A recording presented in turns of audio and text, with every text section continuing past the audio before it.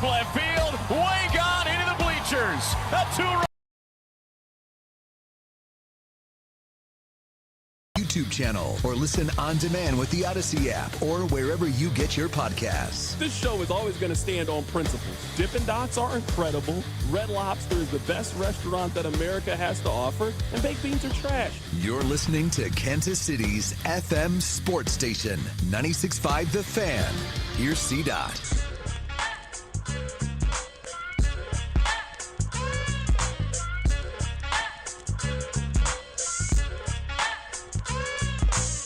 Let's do this. Another day, another dollar, another edition of The Drive. You were listening to The Drive on 96.5 The Fan, 96.5thefan.com, and also the Odyssey app. My name is Carrington Harrison. Very excited to be here with you on this wonderful, wonderful Tuesday. We have a lot to get into in today's show. We have a new national champion in college football. Indiana last night won a very exciting game over Miami. We'll actually lead today's show talking about that. As you guys know by now, the Chiefs have a new offensive coordinator in Bieniemy. We're going to talk a little Kansas basketball today as well. Matt Tate is going to be on the show here coming up in about 15 minutes. Certainly a lot of things to get into. Before we talk about Indiana, before we talk a little college football, I need you guys to do me a few favors. Number one, I need you guys listening to The Drive each day at 2 o'clock right here on 96.5 The Fan. Number two, I need you guys to tell one friend to check out the show. And number three, and most importantly, I need you guys to remember that the open of the show is brought to you by our friends over at The Other Place. Stop by, grab yourself something to eat, grab yourself something to drink, and be sure to go see our friends at The Other Place. And I forgot, Colin Klein is going to be on the show coming up in about an hour or so. The new head coach at Kansas State University, Colin Klein, is going to be on the show coming up in exactly 1 hour. I do want to begin today's show talking a little bit of college sports. We'll start with Indiana. We'll transition to Kansas basketball, but let's start with Indiana. They are the national championship winners, and I like Mendoza. Now, I know in a couple of months you guys are going to tell me that I'm going to have to hate Mendoza because he is going to be the starting quarterback for the Las Vegas Raiders. But I'm telling you, Fernando Mendoza, man, I like that kid. I don't know how you can watch college football. I don't know how you could hear that guy talk over the last couple of weeks and not want to see that kid have success. I'm sorry. That kid made a fan out of me yesterday. He had one of the great plays in college football history.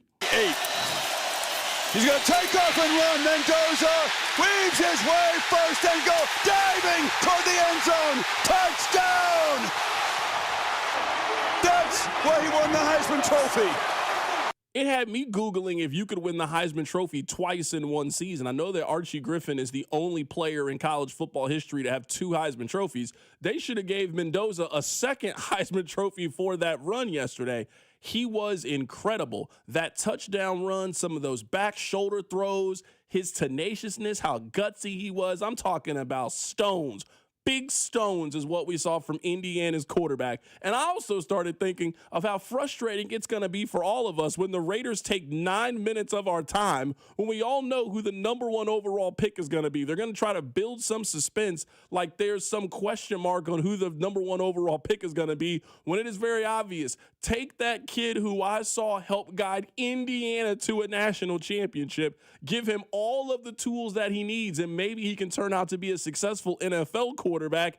And then the kid started talking in the post-game interview. And again, how could you not be a fan of this kid? This game, it is the 4th quarter. You're leading by just 3 points, and coach decides to go for it on 4th down. What did he say to you in that huddle, and how did you execute it? That's one thing about our team. We're always going to put all on the line. And, I want to give all the glory and thanks to God there. My offensive lineman blocked perfectly, and we're able to execute the team towards a common goal, have the Indiana Hoosier synergy to score, and then give our team a chance to win the game.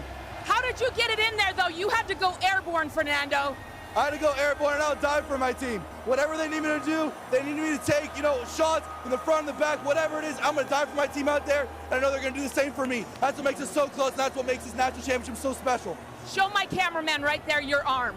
You can't imagine the beating this young man took last night. Shout out to Miami defense. You can see why their 2 edges are first-round picks. It was going to be a physical game. And, we had to play physical, and we did play physical. We elevated it, and this it's victory so sweet for everybody, for the entire Hoosier Nation, but also, it's super sweet to myself. I was a 2-star recruit coming out of high school. I got declined to walk on offer to the University of Miami. Full circle moment here, playing in Miami for all the friends and family. I can't thank Coach Nettie enough, and Coach Whitmer and Coach Anna for taking a chance on me, and just give all the glory to God. I'm sorry, man. I like that kid. I want to see that kid have success. Now, I know at some point I'm going to be forced to turn on my brother. It's going to be like Nino Brown sitting on top of that rooftop, and I'm going to have to betray G Money, and I don't want to do that. But, man, I really want to see that kid have success. I had a lot of fun watching him this college football season. He had the two biggest moments in college football. The one during the regular season, the touchdown catch to Omar Cooper in the back of the end zone against Penn State, won him the Heisman Trophy. And last night, the touchdown run won them the national championship. What a fairy tale season from Indiana. In 4 straight weeks, they beat Ohio State, they beat Alabama, they beat Oregon, they won the national championship against Miami in Miami. What a run from them. Let's talk a little bit more about this Indiana situation. Now, I did not know this. Maybe you guys knew this. Maybe this was common knowledge. I did not learn this until earlier today. You guys know how Oregon is powered by Phil Knight? I mean, you have the founder of Nike as your leading booster. It explains why you get the cool jerseys. It explains why you have the facilities. It explains why kids think Oregon is cool and how they really emerged over the last 20 years or so. You remember back in the day with Oklahoma State, T. Boone Pickens. When Oklahoma State had their run in basketball and football, T. Boone Pickens was funding a lot of their success. Did you guys know that Mark Cuban is behind this success at Indiana? And when I heard that, and I started doing more reading, that Mark Cuban got his undergrad at Indiana, and he's been behind the scenes just kind of helping with infrastructure and helping with NIL, a lot of it started to make sense. There is going to be a tone and a sentiment in college athletics. Well, if Indiana can do it, everybody can do it. Well, I would say there's a two-pronged approach to that you got to be willing to ask yourself, is your university, A, in that position, and is your university willing to do this? Number one, does your university have a $1 billion investor the way that Indiana does? They have Mark Cuban. Mark Cuban had so much money that he tried to buy the Cubs. He owned the Dallas Mavericks. He sold the Dallas Mavericks. You've seen him on Shark Tank. He is one of the most charismatic, public-facing billionaires in the world. He is funding a lot of these ideas. So there is a measure of money that is obviously going to pay for all of this. That is not taking away in Indiana in any way what Indiana is accomplishing. But we have to acknowledge who is bankrolling this success.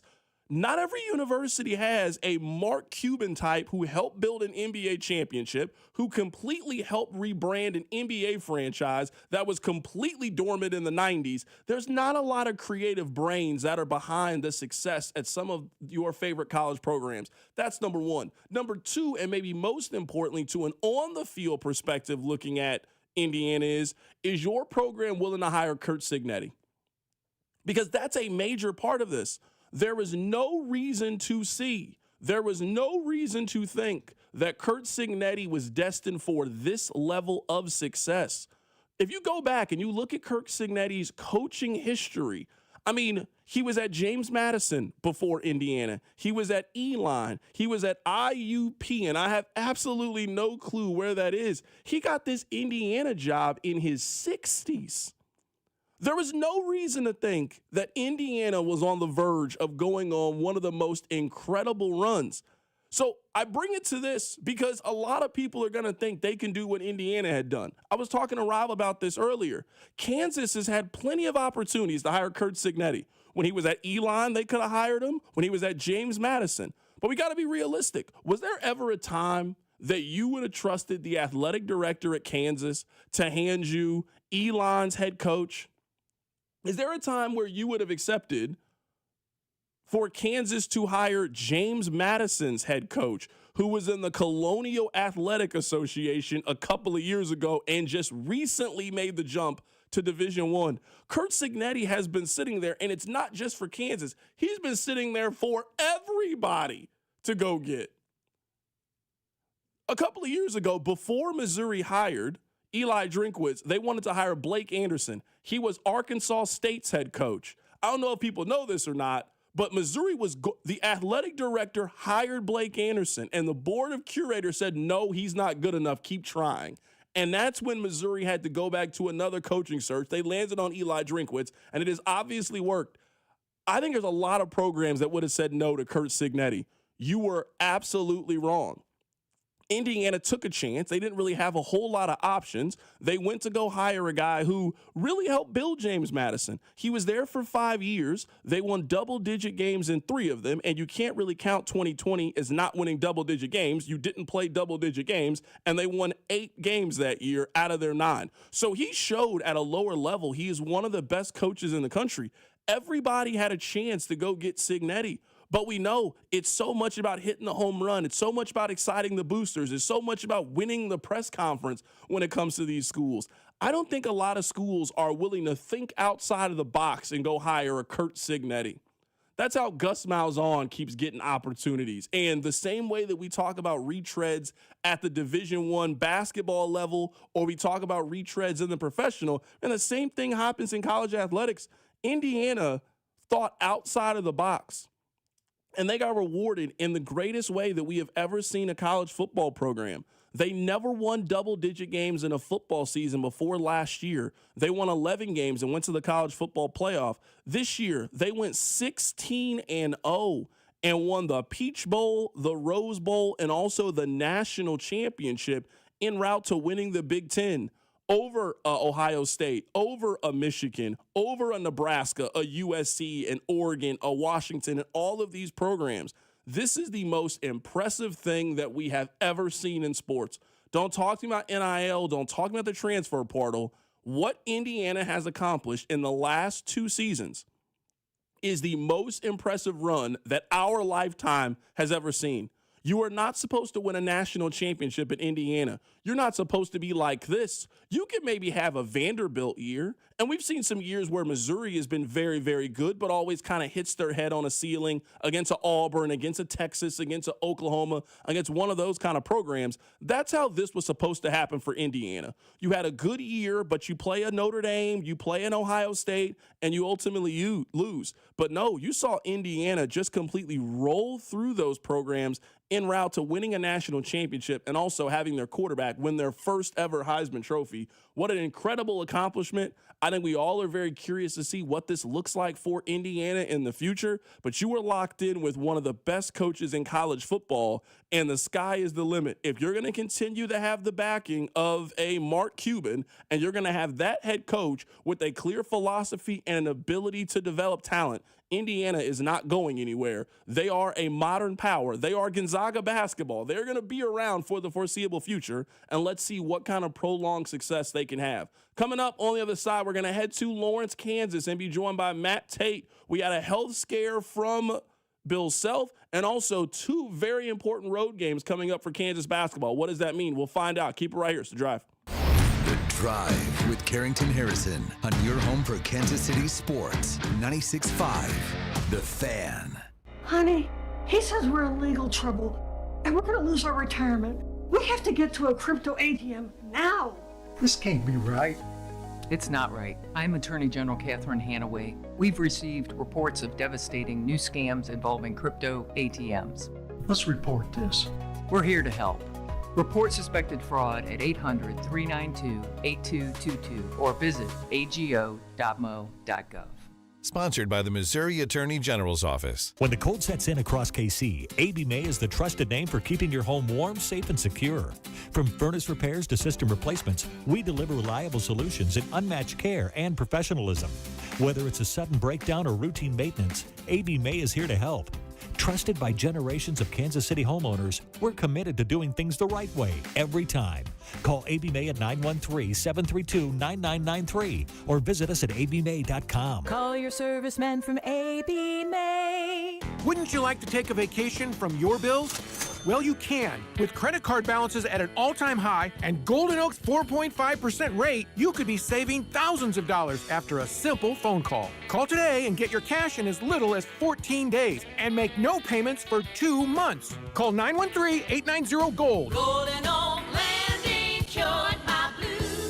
5.442 APR, FHA 15-year, 20% equity, qualified credit, additional terms apply. NMLS 114937. I'm worth more. I'm worth more. I'm worth a lot more. And I completely agree. That's why I'll pay more for your car at GiveMeTheVin.com. That's the name of our new campaign. I'm worth more. You are worth more, and your car's worth more. And that's why I will pay more. And remember, if I don't beat the price on a CarMax or a Carvana deal, I'll pay you $100 at GiveMeTheVin.com. Sell us your car. GiveMeTheVin.com.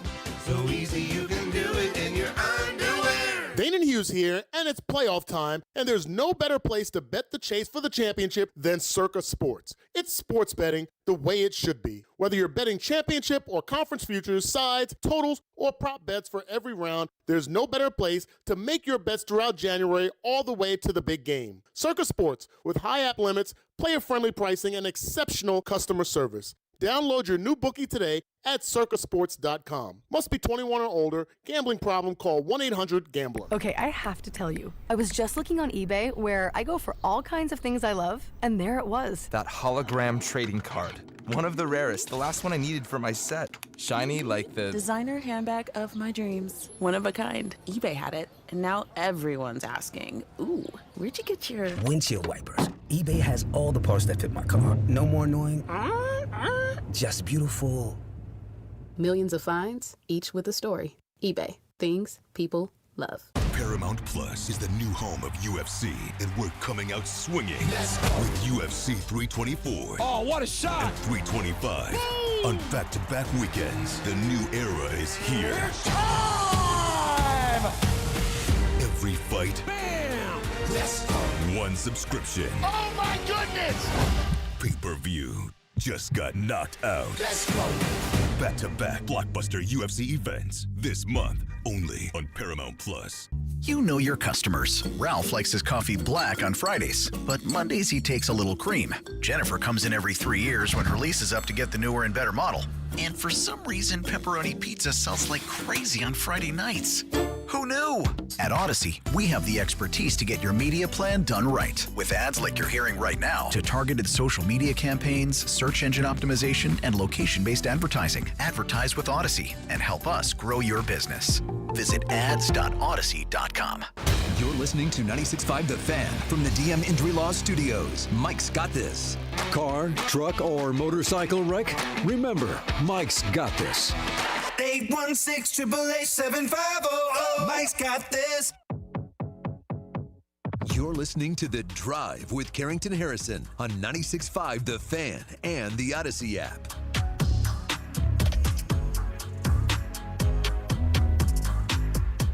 Let's head to the phone lines right now to be joined by Matt Tate, who covers the Kansas Jayhawks. He is with R1S1 Sports, and this is a very important week for Kansas. They took care of business at home. They now have to go on the road. They go on the road to play Colorado tonight, and this weekend they go on the road in Manhattan and take on the Kansas State Wildcats. Matt, happy to have you back on the show today, my man. Yeah, thanks, Tate. I appreciate it. Always good to talk to you. Absolutely, man. So let's just start with this. What can you tell us about what's going on with Bill Self? What is your understanding of what happened with Coach Self? Well, you know, obviously the statement that they put out said that he wasn't feeling well or under the weather and was taken to the hospital yesterday sometime. It's one of those things where anytime you mention the words hospital and Bill Self right now, based on what's happened in the last few years, people are going to jump to the immediate question of is this another incident with his heart? And it's a fair question, and it's an important question, and it's an important answer. And so far we haven't been able to get those.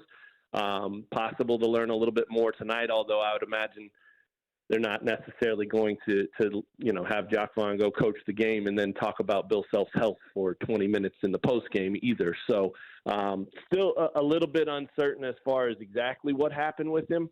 I do know that this is something, he had the the first heart issue in 23 that kept him out of the postseason that year. And then last July, 25, another one that was just as serious, possibly even a little bit more serious that really got his attention, maybe even more so than the first one. And so since then, he has really taken a focus or made it a priority to put his health number one. And he's taken it very seriously in terms of his diet and his exercise and things like that. And, this is a guy that's from Oklahoma and loves to eat steak and potatoes and fried foods and all of that. And he hasn't been doing that as much since last summer. And I know it's made him miserable because I know he loves that stuff. And salads and grilled chicken aren't as fun when you can eat that other stuff. But he has taken those steps and it's shown up. He looks better. He's felt better. And so you obviously hope that this one is not connected to that for his sake and for his family and just everybody involved with it.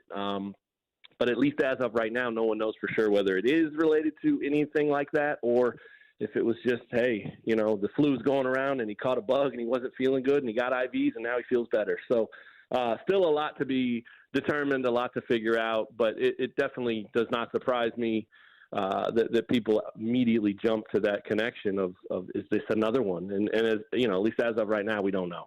Right now, we're talking to Matt Tate about the Kansas Jayhawks. I want to approach this topic with the appropriate care and be respectful as possible. But as I'm just from the outside looking in, I feel like what's going to happen with Bill Self is one day you and I are going to wake up and we are just going to see that Bill Self has just made the decision that he's not going to coach anymore. Kind of like what happened with Jay Wright. Like, we didn't really see that coming. All of a sudden, we just see this information from Goodman or the people that cover college basketball that Jay Wright has just stepped away. I was talking to Rob about this earlier. If I'm a KU fan, I just try to appreciate the time that we have because I'm not sure if we got another decade of these conversations with Bill Self. It feels like it's maybe another 18 months, 24-month conversation. And one day Bill's just going to wake up and decide, man, I've had a great run at the University of Kansas, but it's time for somebody else to do this job. Yeah, I don't think there's any doubt that you nailed it. He's not one to go out and do the year-long Coach K shower me with gifts and wish me well kind of festival. That's just not his style. That's not his nature. And look, if he announced it before a year, hey, this is going to be my last year or something, even if he said, it's kind of like, when you have a birthday party and you put on the Evite, no gifts, people bring you gifts anyway, right? So even if he said, I don't want a fuss, people would make a fuss. This is a living legend. This is a Hall of Famer. This is one of the best guys to ever do it in the sport. There's no doubt that he would get that kind of attention if people knew he was on his way out. So I think you're 100% right. Roy Williams was the same way when he quit at Carolina. It was April 1st, you might remember, and automatically everybody assumed it was April Fool's Day, and it wasn't. It was Roy was stepping down, and so I do think that's probably how he'll do it. It wouldn't surprise me, if it's well timed in the sense that Roy's was timed perfectly right there because. April 1's barely the season ended, right? And so you give your administration and you give the program and you give everybody as much runway and as much time as possible to find a successor or move into the plan of what comes next. And maybe some of that's predetermined already and maybe some of it's not. Roy certainly had a big part in that at Carolina, and I think Self would here too whenever that time comes. So I think you're 100% right. And I think, the other reason that it makes sense to even talk about it is that people are seeing it. Let's say the man was 100% healthy these last 3-4 years. I think you'd still see it and still wonder and still speculate because the game's changing so much. And, one of these last couple of times I've been on with you that we've talked about it, like this style, this portal and NIL life that you have to live to build a program is not how Bill Self built programs since he took over a Division I head coaching job at age 30 all the way till, a few years ago. I mean, he was the, get the kids, build them up, tear them down, build them back up, develop them over 3-4 years and make a run with those kinds of guys. And so even if he had been 100% healthy these last few years, I think you would start to see the end or wonder if the end was coming anyway because of all the names like we've just mentioned and a few others that have already stepped away from it. And Tom Izzo's on his way out too.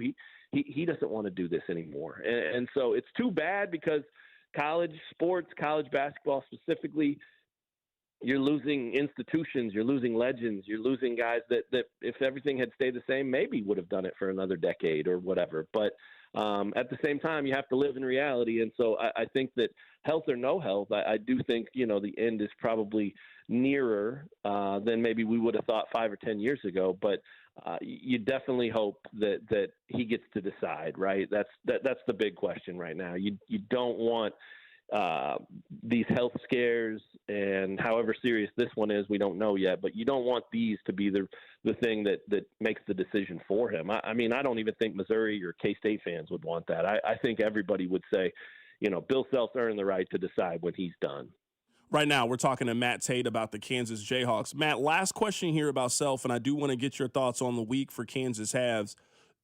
When I see that Jacques Vaughn is coaching tonight, am I reading too much into it? Because if I look at the coaching landscape, Duke was not a job that was open. Coach K was down. They picked John Shire. North Carolina was not a job that was open. Roy Williams stepped down. They signed Hubert Davis. I kind of think the KU would then have the same plan. I'd be surprised if this was a nationwide coaching search for who could be the next coach at Kansas. I think Bill steps aside, whenever that is, and either Jacques Vaughn or Case end up stepping up and being the next head coach. Do you kind of see it that way? Do you see Jacques Vaughn being next in line to be the head coach? I've gone back and forth on Jacques. I think that the sort of path that you just laid out is perfect. I agree with you. The one reason that I'm not sure on that yet is, the athletic director's got a pretty good track record of hires right now, and maybe not college basketball hires, maybe not replacing Bill Self hires, but every hire he's made here has been really, really good so far. And he likes doing coaching searches. He's really good at them. And so I thought for a long time that he would sort of want that and be excited about that. He being Travis Goff, of course. But, it's a big hire. It's as big a hire as he's ever made, or as many people have ever made. And so if there is some sort of way to make that easy and take some of the pressure off of it, then, I could also see him being open to that, because there is a lot of pressure on who comes next. When you were talking about following Larry Brown, Roy Williams, and Bill Self, it's hard enough to just replace Bill Self, but you're actually replacing those three guys. And you probably remember the story about Self talking about whether he wanted to do the job, right? And his dad told him, if you're afraid to follow Roy Williams, I understand, and just hit him with the truth and really smacked him straight in the nose with that sort of old school Oklahoma style that he had, and that pushed Self to say, I'm not afraid. Let's go. I'll do this. And then, of course, he's done it better than anyone could have ever imagined. So it is going to be a massive seat to fill when someone has to fill it. Like I said, I've gone back and forth on Jacques. It made a lot of sense for people to connect those dots when they first brought him here, because he's a KU alum. He's at a time in his life when, maybe the NBA grind is enough for him. He had a good run up there. He was at a bunch of spots, a bunch of different stops as a player and a coach. His wife's from Lawrence, so, they're back here and happy and enjoying it. And maybe this is the next chapter for him. And I think they could certainly do a lot worse. I think they could do a lot worse than Jeremy Case, though, if that's the way it goes, too. I mean, I think there's a lot of people in the profession that think he's a star in the making and maybe going to be that next guy. Let's say he's maybe not after Self, but maybe Jacques does it for 5 years and then Case is ready or whatever. Obviously, you can't pick it and play it out exactly like you'd like, or else life would be a lot easier. But I think both of those guys are worthy to be mentioned in that conversation and in that timeline or that path like you're talking about. And, unfortunately, my answer is kind of nothing would surprise me right now. If they just transition it because it's easier and they don't have to deal with the circus after that, makes a lot of sense.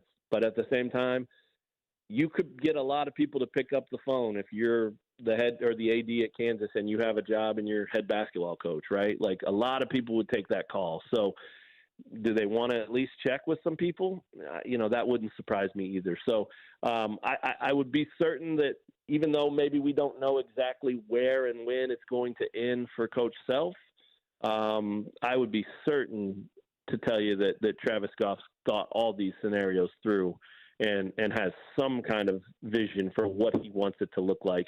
Whether it plays out that way or not, we'll see. But there's no way he can't be thinking about this already, and he probably started thinking about it when he took the job. Matt, I'll get you out of here with this last question. KU has played 5 games so far in the Big 12. They lost both of the road games. They won all 3 of the home games. They got 2 road games coming up against Colorado and K-State. Kansas is a better team than both of these teams that they are going up against. This is a really important week to me. Now, I don't look at Kansas as the team that I think is going to win the league. I think there's a clear kind of hierarchy with Arizona, Texas Tech, Iowa State, et cetera, and I think KU is a notch below that. But, man, this is a really important week to Kansas possibly being that 4 or 5 seed in the NCAA tournament by just taking care of business against teams you are better than and teams you should beat regardless of where that game is played. Yeah, they can't lose this week, flat out. And you know, people will give them maybe tonight because of the distraction of not having their head coach. I don't give them that. I think they have to win these games. And Self said as much after they beat Baylor on Friday night. I mean, you know, he said, yeah, this has been great, and it's nice to get a couple of wins, and we had a good week, but, God, we got to take our show on the road right now. And so that's what he's made his living on throughout his time at Kansas. You know, part of the reason they won all those titles in a row in the Big 12 was because they won on the road like no one had ever won on the road before. So he understands it. The culture is about it. They understand that that's a big part of the focus year in, year out, no matter what the team looks like. So, you know, yeah, it'd be nice to go get one in Ames on February 14th or go to, you know, wherever and beat Texas Tech or Arizona or whoever, right? But at the very least, you got to beat the teams on the road that you should beat. And maybe they dropped one of those already. Maybe they should have beat West Virginia. Maybe they should have beat UCF. Maybe they should have beat both of them. So, you know, they do not want that pattern that you just described to continue.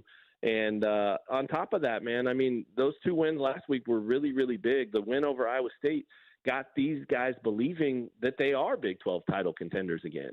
And whether they are or aren't, we'll see. But they believe they are, because that was a pretty convincing win and pretty impressive the way they did it. So you go stack a couple of road wins on top of those 2 wins, and now you've won 4 in a row, and Darren Peterson's healthy, and you're feeling good about where this whole thing's headed, and there's no telling where it could go from them or from there. So I do think, even though it might not be the sexiest week on the schedule, it's as important a week as there is, because they stand to gain a ton from playing well tonight and playing well on Saturday in Manhattan.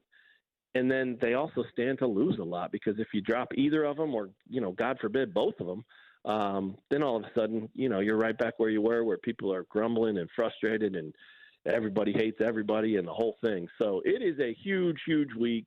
I think they'll win both. I think they're like you said, they're better teams, and they've had trouble in Manhattan, and Jerome has been able to get that team up for Kansas several times now. But I think K-State's reeling, and I think KU will head into there and have a different focus. And, of course, they'll have a different player, too, because Darren Peterson, when he's healthy and going, he's like nobody many of us have seen. So that's always an advantage. But, yeah, it's a huge, huge week. And it starts tonight with a weird 10 p.m. Central Time game. And they got to get this one before they can worry about getting both of them. That is Matt Tate joining us on the show. He is with R1S1 Sports. When we need to talk Kansas basketball, we go to our guy, Matt Tate. Matt, always great catching up with you, my man.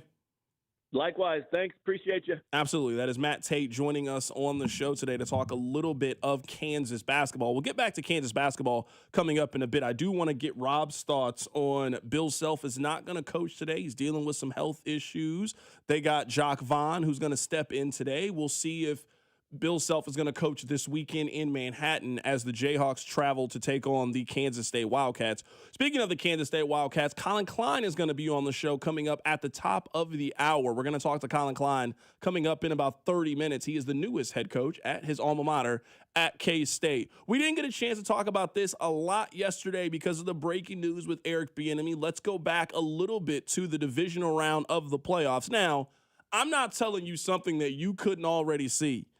But, man, I told you about C.J. Stroud. It was obvious with C.J. Stroud. Something is off with C.J. Stroud. Here's Troy Aikman during the broadcast. D'Amico Ryans and Nick Caserio, they've got some tough decisions they've got to make about this team on the offensive side of the ball. You know, they replaced Bobby Slowick last year, after his 2 years as the offensive coordinator, C.J. Stroud has been chasing his rookie success for the last 2 years. He's not been the same player. We've not seen the development from him. There's a reason for that, and it has to be addressed. Here's Bryant. Passes too high and off his hands. It's 4th down. Yeah, you bring up a great point. I mean, his rookie year was as good a rookie year as you can have in the NFL in 2023. But the last 2 years have been okay, not great. And here tonight, now if his hands hurt, that's one thing. But he missed some open throws here tonight, turned the ball over a lot again, which is what he did in Pittsburgh. This was not a good performance. Well, 7 turnovers in the 2 playoff games. So your most important games of the year, you just can't overcome that kind of quarterback play. Now, I can't speak to this, but I was seeing a clip that was circulating the internet, and Shannon Sharp said that C.J. Stroud was getting drunk off the rookie juice. He had an incredible rookie season. He threw for 4,000 yards, completed 64% of his passes, 23 touchdowns, 5 interceptions, had a 100 quarterback rating, and they won a playoff game his rookie year at 22 years old. And Rob, if you remember, the next time we saw C.J. Stroud, he was hopping in a Lamborghini with Amber Rose. He ain't been the same since.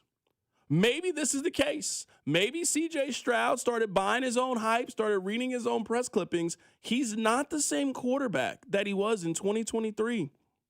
His completion percentage has gone down. He has thrown fewer yards in every season since then. He has thrown fewer touchdown passes in each of those seasons. He has not been a great player. I made this point last week. I'll make it again. You cannot pay C.J. Stroud at the end of the season. I do not care. And I know the argument's going to be, well, it only gets more expensive. Then don't pay at that price either. But you have 2 more years of club control of C.J. Stroud and the ability to use the franchise tag.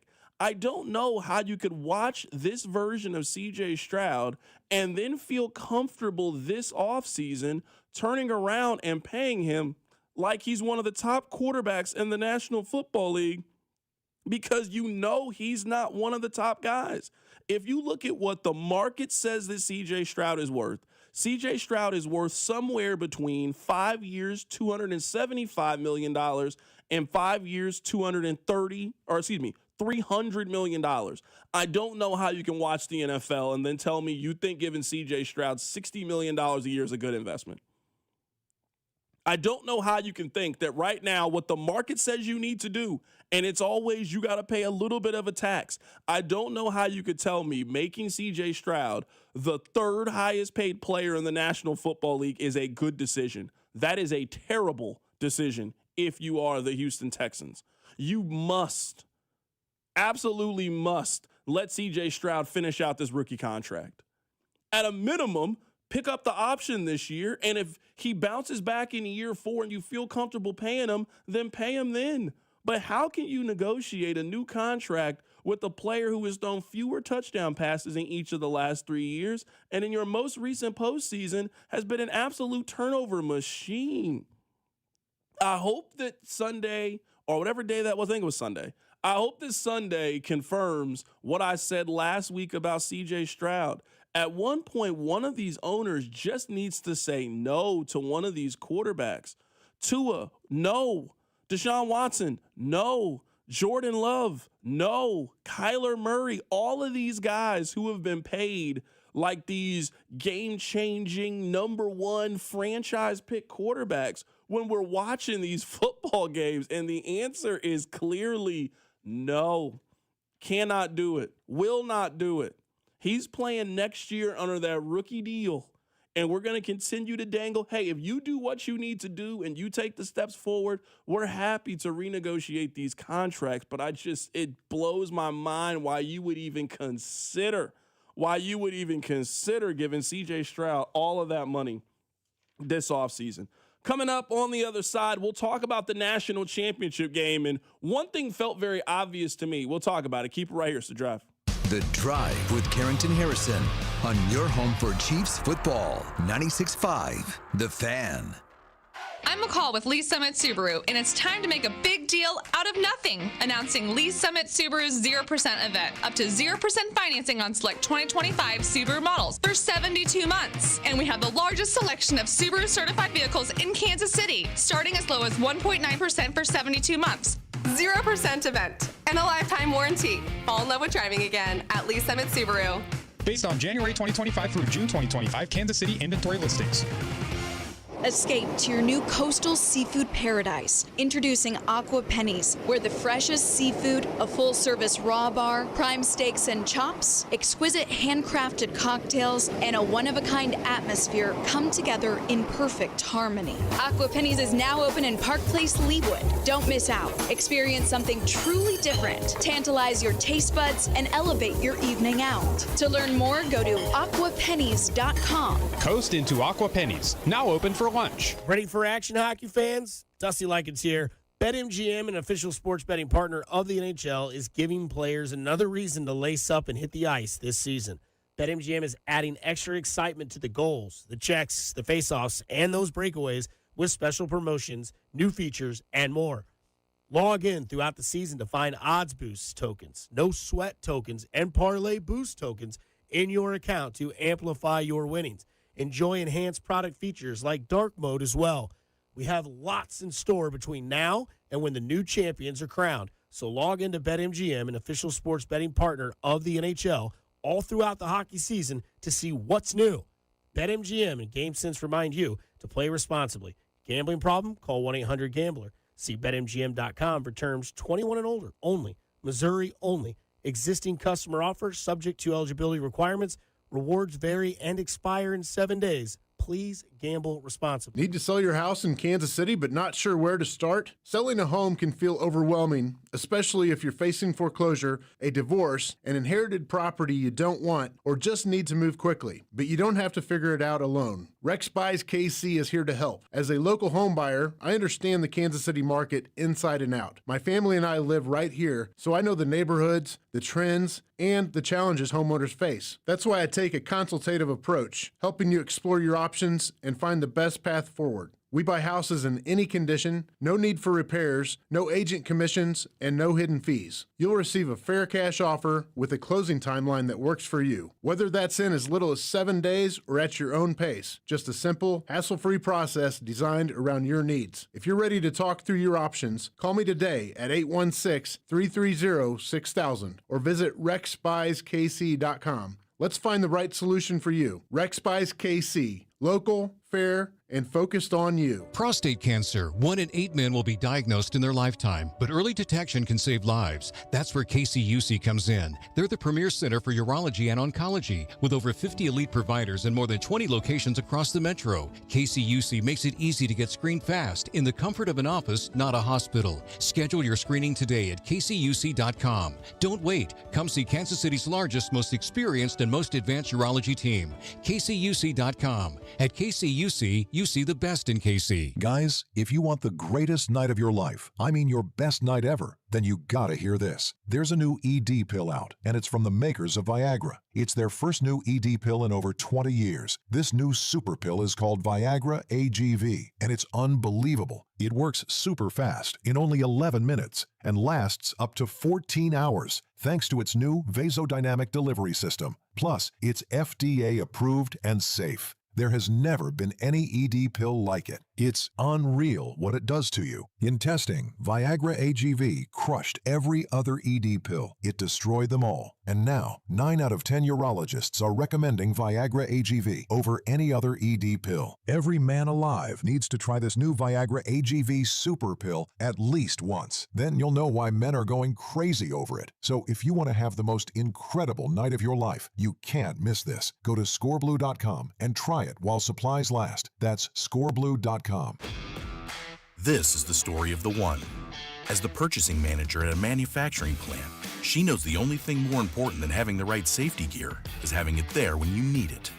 That's why she partners with Grainger for auto reordering, so her team members can count on her to have cut-resistant gloves on hand, and each shift can run safely and efficiently. Call 1-800-GRAINGER, click Grainger.com, or just stop by. Grainger, for the ones who get it done. Straight Talk presents the math of more. Here's how it works. When you say yes to more with Straight Talk, you're left with more for all the other good stuff. So getting an unlimited plan starting at just $25 a month equals more savings for your family's weekend adventures. And with a network covered by Verizon, you can share more from wherever you go. It's simple math, really. More equals more with Straight Talk. Available at straighttalk.com and Walmart. Taxes and fees apply. The $25 plan requires a compatible unlocked device and a new line of service. Additional terms apply. When severe weather hits, tune in to 98.1 KMBZ for Operation Stormwatch. Brought to you by Century Roofing. Proudly voted the #1 roofing company in all of Kansas City. CenturyRoofingKC.com. Subscribe to 96.5 The Fan on YouTube to watch the show from wherever you are. I haven't gone on one of these mini rants in a while. There hasn't really been the appropriate time to. Now feels like a really good time. I know what your answer is going to be. And I'm telling you that you are lying, not only to me, but you are lying to yourself. The weather outside, miserable. This is not fun. You do not enjoy it. When you get up early in the morning to walk your dog before you go to work, that is not an enjoyable 5 minutes outside for you. It's more enjoyable in June. It's more enjoyable in July. In June or July, you're out and about. You're having fun.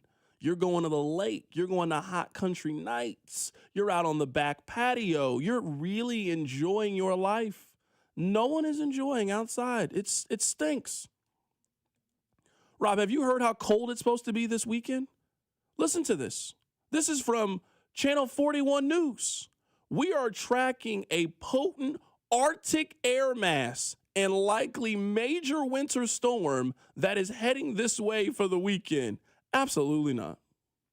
They say it's supposed to be, I was reading earlier today, and tell me if you saw something different. It's supposed to be minus 15 degrees on the wind chill coming up this weekend.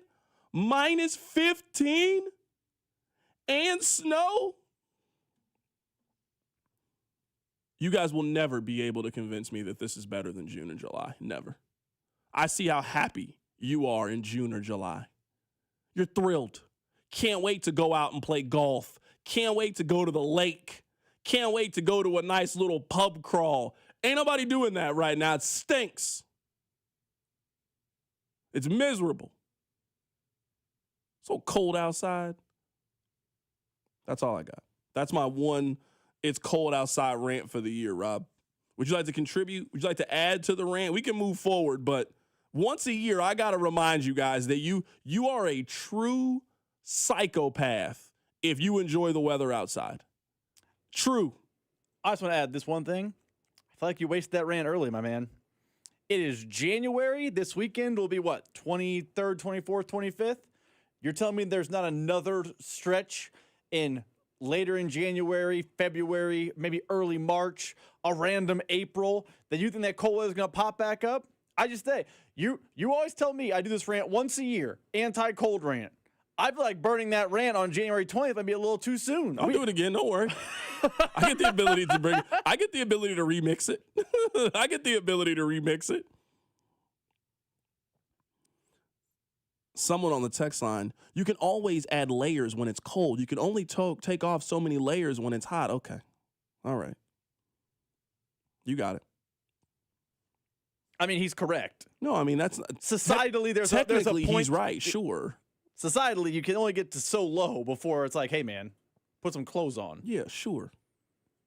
But you want to walk outside with 5 coats? That's fun for you? Gore-Tex. That's what you want to do? You want to walk outside? We always have these conversations, and then when it gets cold for the Chiefs game, the tickets be $3 because you don't want to go to the game. Everybody likes cold weather inside until you got to actually be out there. It's like, nah, you know what? I'm going to just stay inside. Why don't you go eat on the patio today?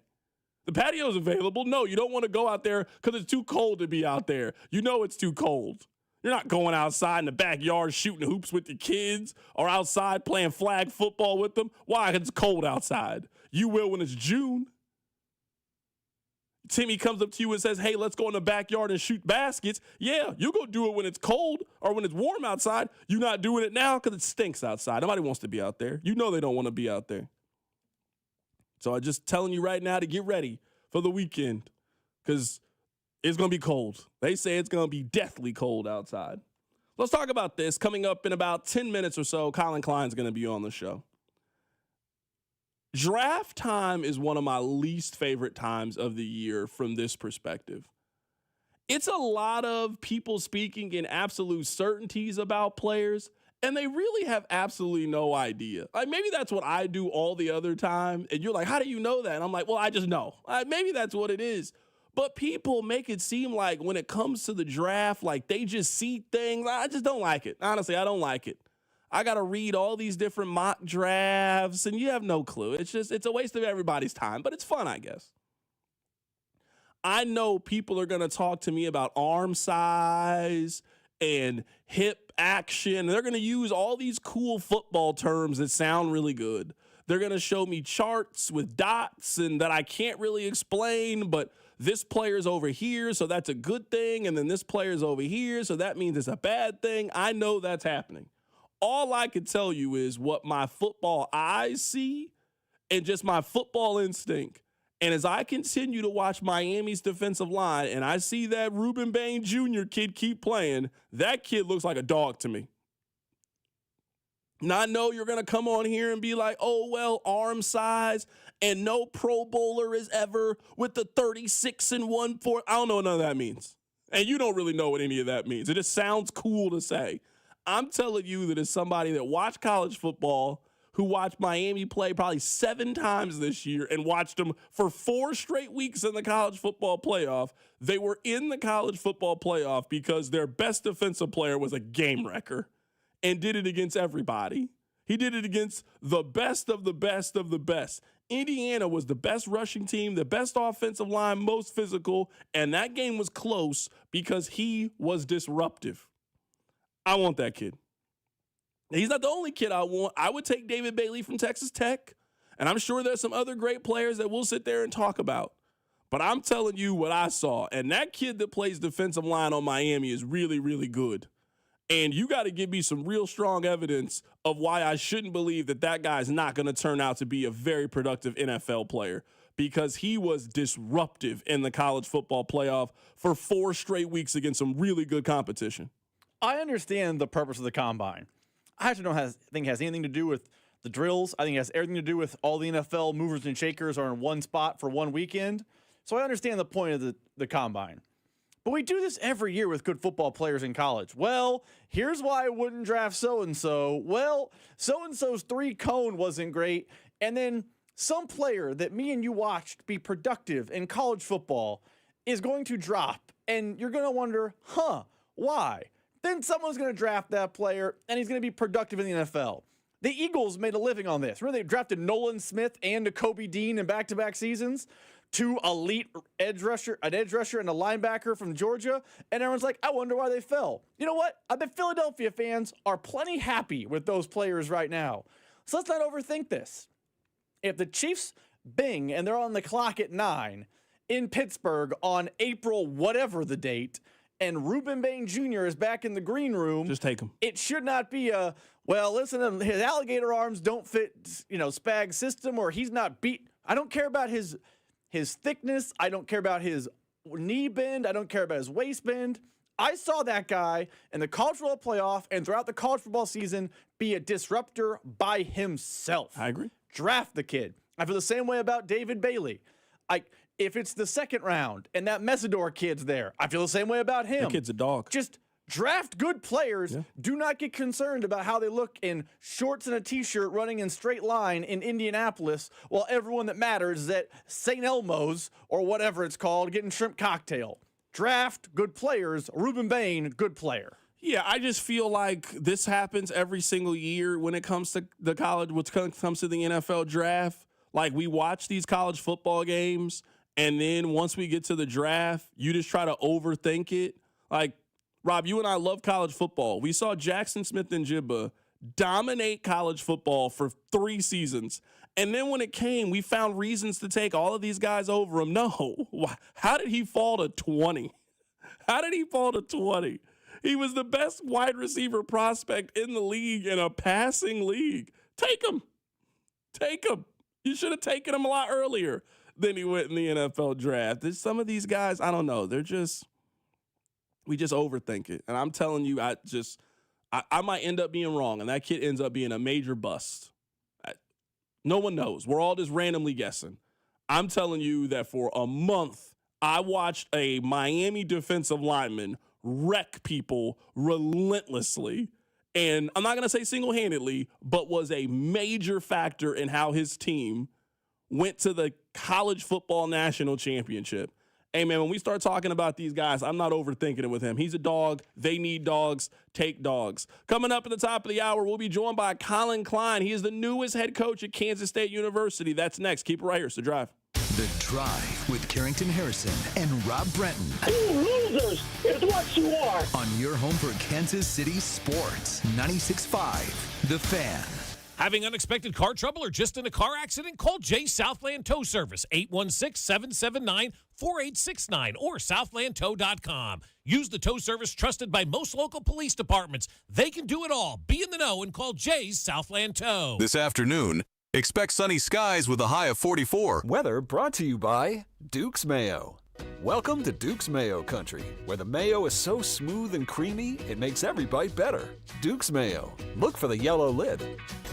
This is Kevin Harlan, and I'm here with Rob Seid of Rob Seid Ford. Fresh off a record-breaking year and a successful run at Ford's 2025 Top Volume Award. Rob, how did you do it? Kevin, it's simple. We pulled out all the stops on price, on trade values, on inventory, and made sure our customers got an experience they couldn't find anywhere else. Well, the race isn't over. 2026 is here, and you're back in the chase again. That's right, and we're going even harder this year. More inventory, more aggressive trade-in values, and a buying experience other dealers just can't match. Well, you're not just talking, you've got the receipts. Kansas City's only top-rated Ford dealer on Google, 4.8 stars with nearly 3,000 reviews. Voted best car dealership in Kansas City by KC Magazine. The recognition matters, but what actually matters is how you feel when you call or visit Rob Seid Ford. Inventory, value, transparency, and no pressure. That's why people keep coming back. Come see us at 135th and State Line or visit us online at robsight.com. Rob Seid Ford. Buy right. Drive happy. This January, Fridays just got cooler. Only at Harrah's Kansas City.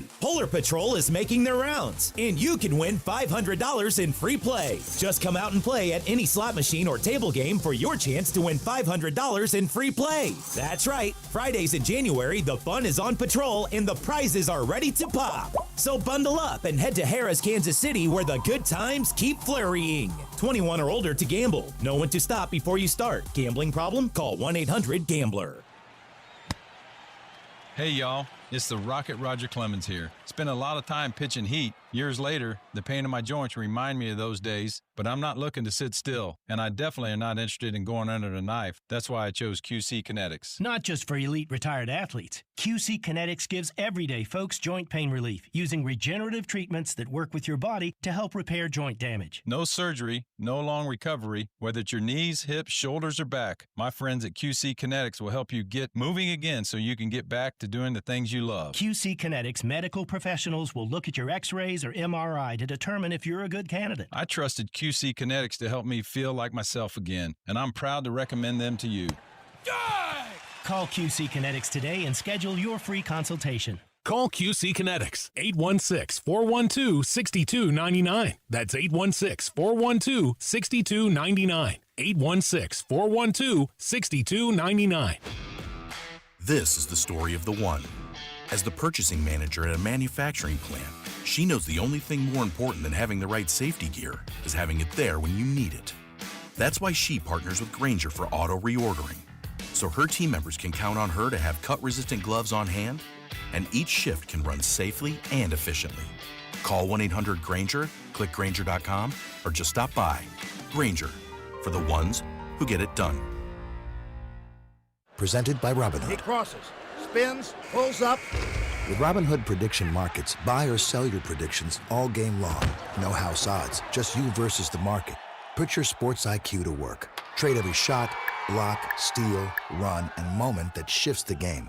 With Robinhood Prediction Markets, trade every play.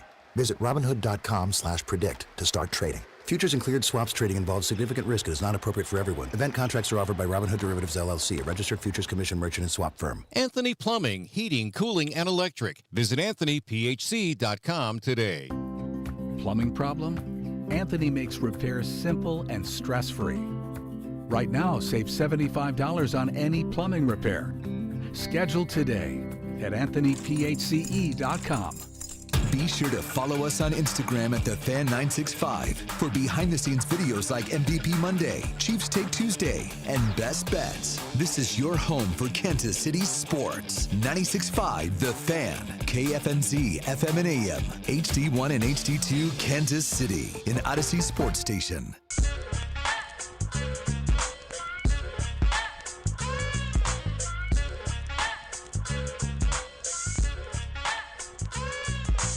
Welcome back into the drive on 96.5 The Fan, 96.5thefan.com, and also the Odyssey app. We are very happy right now to be joined by the new head coach at Kansas State University. Colin Klein joins us on the show today. Coach, happy to have you on today.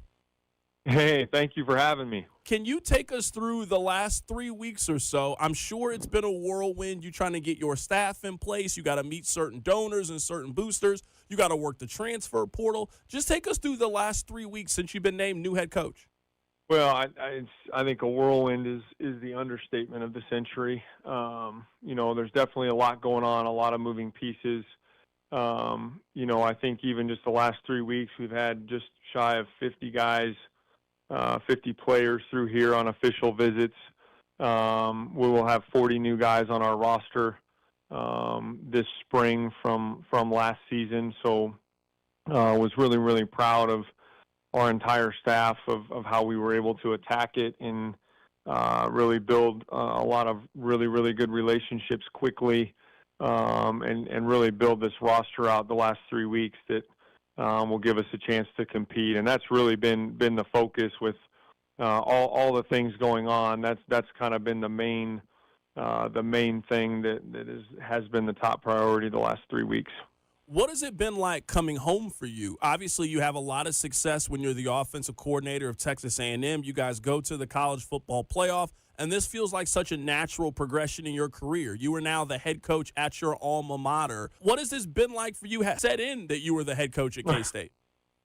No, I don't think it's set in yet. I think it's just it's an incredible honor being able to, and I think I've said it, but just to be able to carry on the legacy of this program from what Coach Kleiman has done here the last 7 years and his and my relationship, to be able to carry that forward, to build on the foundation that Coach Snyder's laid before him, and really have and use the platform of this program to impact really everyone that we come in contact with, starting with our student athletes and our players, Kansas State University, the community of Manhattan, the state of Kansas, and beyond, to be able to use this to have an impact and make a difference it's incredibly humbling.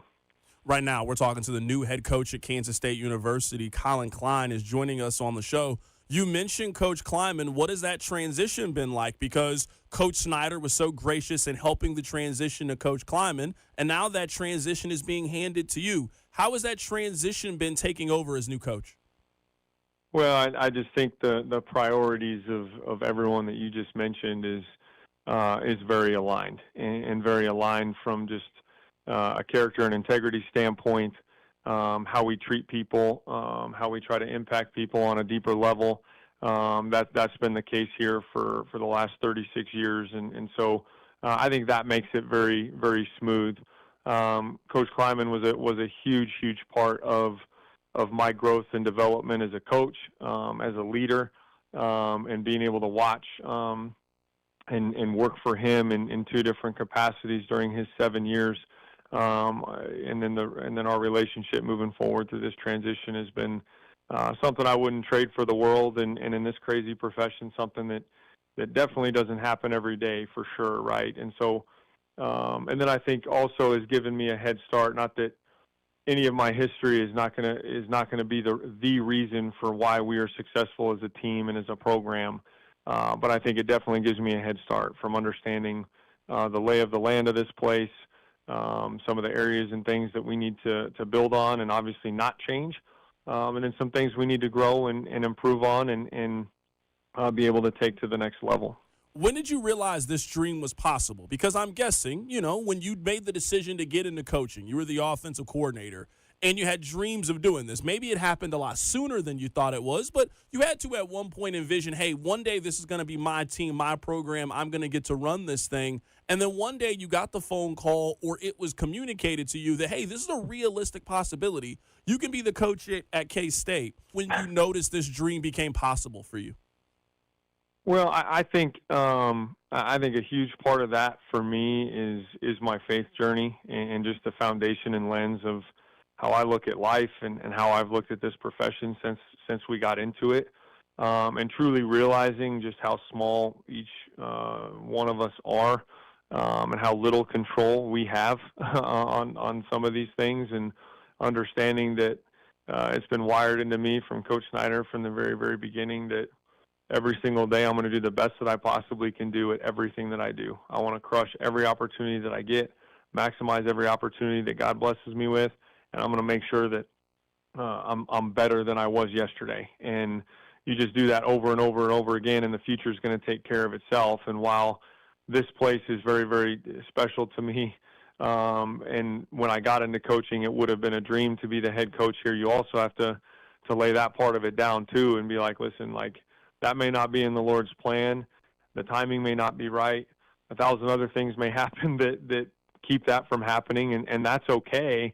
I'm going to grow and develop and to be the very, very best version of myself that I can possibly be, the best leader that I can possibly be. And then for my love and care for Kansas State, too, is like I want them to have the right guy and what's best for them. And if those two things line up and it happens to be me, then, oh my gosh, this is incredible, and I'm so grateful and excited to help be the one to help take our program to where it's never been before, and just praise the Lord, it worked out. Right now, we're talking to Colin Klein here for a couple of more minutes. A lot has been made about your relationship with Avery Johnson. This is his last year of college football, and you were kind of here to help get his career, I don't know if on track is the correct term, but obviously help him get to that next level. What's those early conversations been like? What have you noticed from Avery so far, and what do you want to really focus on this offseason as he heads into his senior year? Well, Avery and I have been very, very close right from the jump of the recruiting process, and I think there's an alignment from a competitive mindset, a competitive drive that I think has set him apart from very, very early on in his life.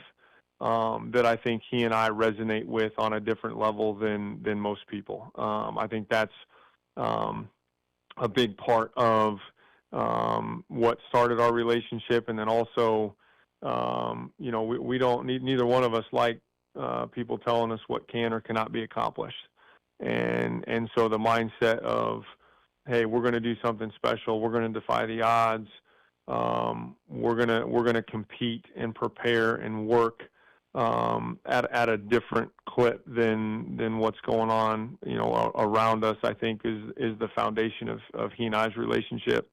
And then you take from offensively, both playing quarterback schematically, I think being able to overlay the game in a way that he and I both operate and think through and see, I think is at an elite level that was obviously shown early in his career, and I'm excited to be able to work and send him out the right way.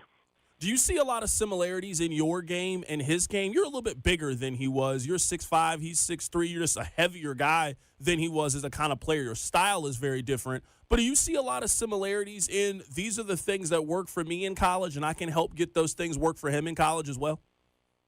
Man, I'd have killed to run 23 miles an hour. What are we talking about? No, obviously it's different styles. The timing is different a little bit too, just from a makeup of the team, offensively, skill sets of the situation and all of those things. But I think being a true dual threat quarterback that that hold people accountable both ways. With his legs and his arm, I think are elite. I think, to be honest with you, though, and I tell people this, like, I think what sets Avery apart that's different is everyone sees how fast he is. Everyone sees the physical arm talent, but I really think his makeup is elite. I think his level of composure, his processing power, I think are really, really good. And so, I think there's a lot of similarities. I mean, but obviously different styles. I think a lot of fans now have the feeling, well, if Indiana can win the national championship, it can happen anywhere. Does that motivate you as a college football coach that you're in a power conference, you've got certain advantages? Does that kind of motivate everybody? Well, if Indiana can do it, then everybody can win the championship? Well, I think to your point, I think there's probably 100-plus buildings that are saying the same thing. I think the difference is who can actually apply that vision, that dream, the strategy, the details, like Coach Cignetti has spoke about. Like I think that's the winning edge, the different formula that there's a lot of people that aren't willing to go to the place that it takes to get that done. And so I know everyone's going to say that, and I think that's the perception. We're gonna time will tell if us as a group collectively as a team. If we're going to truly do what it takes to get there, because that's the difference. I'll get you out of here with this last question. I can't imagine what it's like to be you right now. Just walking around Manhattan, you are one of the more popular players they have ever had. You're now the prodigal son that has come home to coach. I imagine that you and your family can't go everywhere. Everybody wants to shake your hand. Everybody wants to take a picture. Everybody is so happy that you are back. What is it like to be in the middle of that love? And there is a certain measure of expectation and pressure in. You don't want to let these people down either. Well, I think that's what makes this place so great, though. Like it's, as a player, as an assistant coach, and now as a head coach, like, no one's going to have higher expectations for our program than me, and having people that care about our program and want to do things and achieve at a really, really high level, like that excites me because that means they care, they're into it. Manhattan's a special place, and that relational component is people knowing your name, people knowing each other's name as you go through town or whatever. Like that's I think that's a big part of what makes this place so special. So I see both of those things as a huge positive and something that I'm very excited about. That is the head coach at Kansas State University, Colin Klein, joining us on the show today. Coach, I'm really looking forward to next college football season, looking forward to following your journey and having you back on the show. Really appreciate your time today. Hey, thank you so much for having me. Go Cats. That is Colin Klein joining us on the show. The more that I do this job, I just want to see good people have success. And I don't care if you go to Kansas. I don't care if you go to K-State. I don't care. I told you guys earlier, I like Fernando Mendoza. I just don't know how you can hear that kid talk and not be a fan. Like, I want to root against that person. He seems like a very swell individual.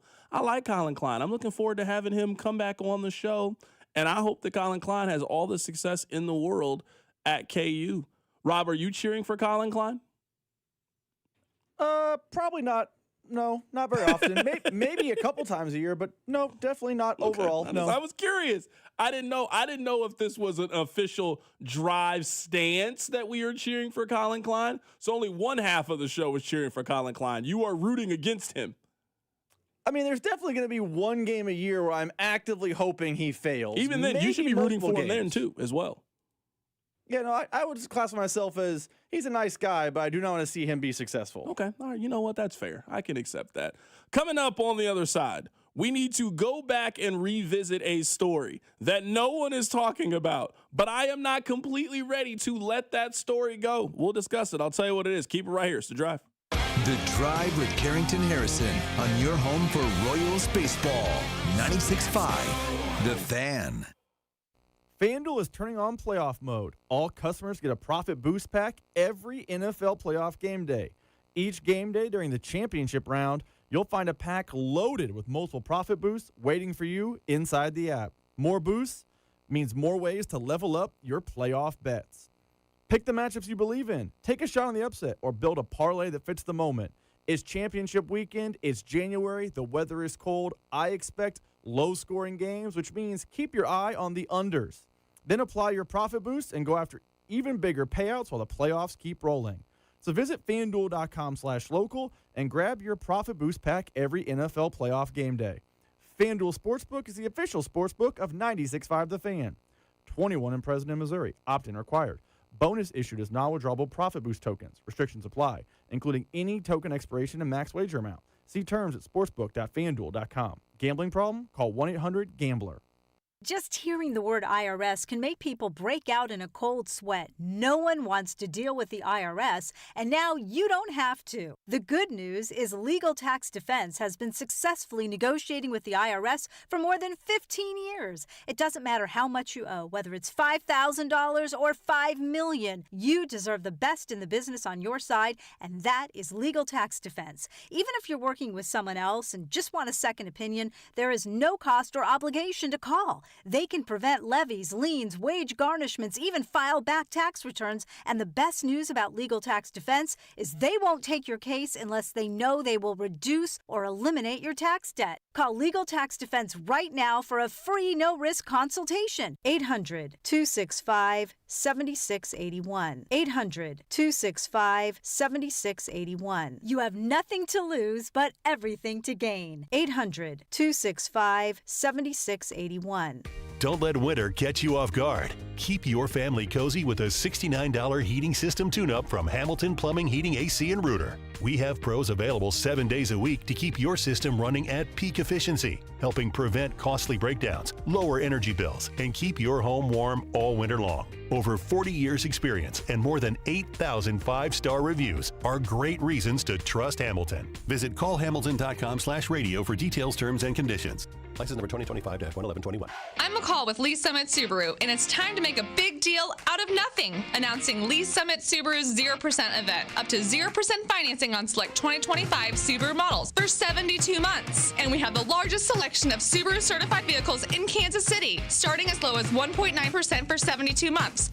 0% event and a lifetime warranty. Fall in love with driving again at Lee Summit Subaru. Based on January 2025 through June 2025 Kansas City inventory listings. Escape to your new coastal seafood paradise. Introducing Aqua Pennies, where the freshest seafood, a full-service raw bar, prime steaks and chops, exquisite handcrafted cocktails, and a one-of-a-kind atmosphere come together in perfect harmony. Aqua Pennies is now open in Park Place, Leawood. Don't miss out. Experience something truly different. Tantalize your taste buds and elevate your evening out. To learn more, go to aquapennies.com. Coast into Aqua Pennies, now open for lunch. Paramount Plus is the new home of UFC, and we're coming out swinging with UFC 324. Oh, what a shot! And 325 on back-to-back weekends. The new era is here. It's time! Every fight. Bam! Let's go. One subscription. Oh my goodness! Pay-per-view just got knocked out. Let's go.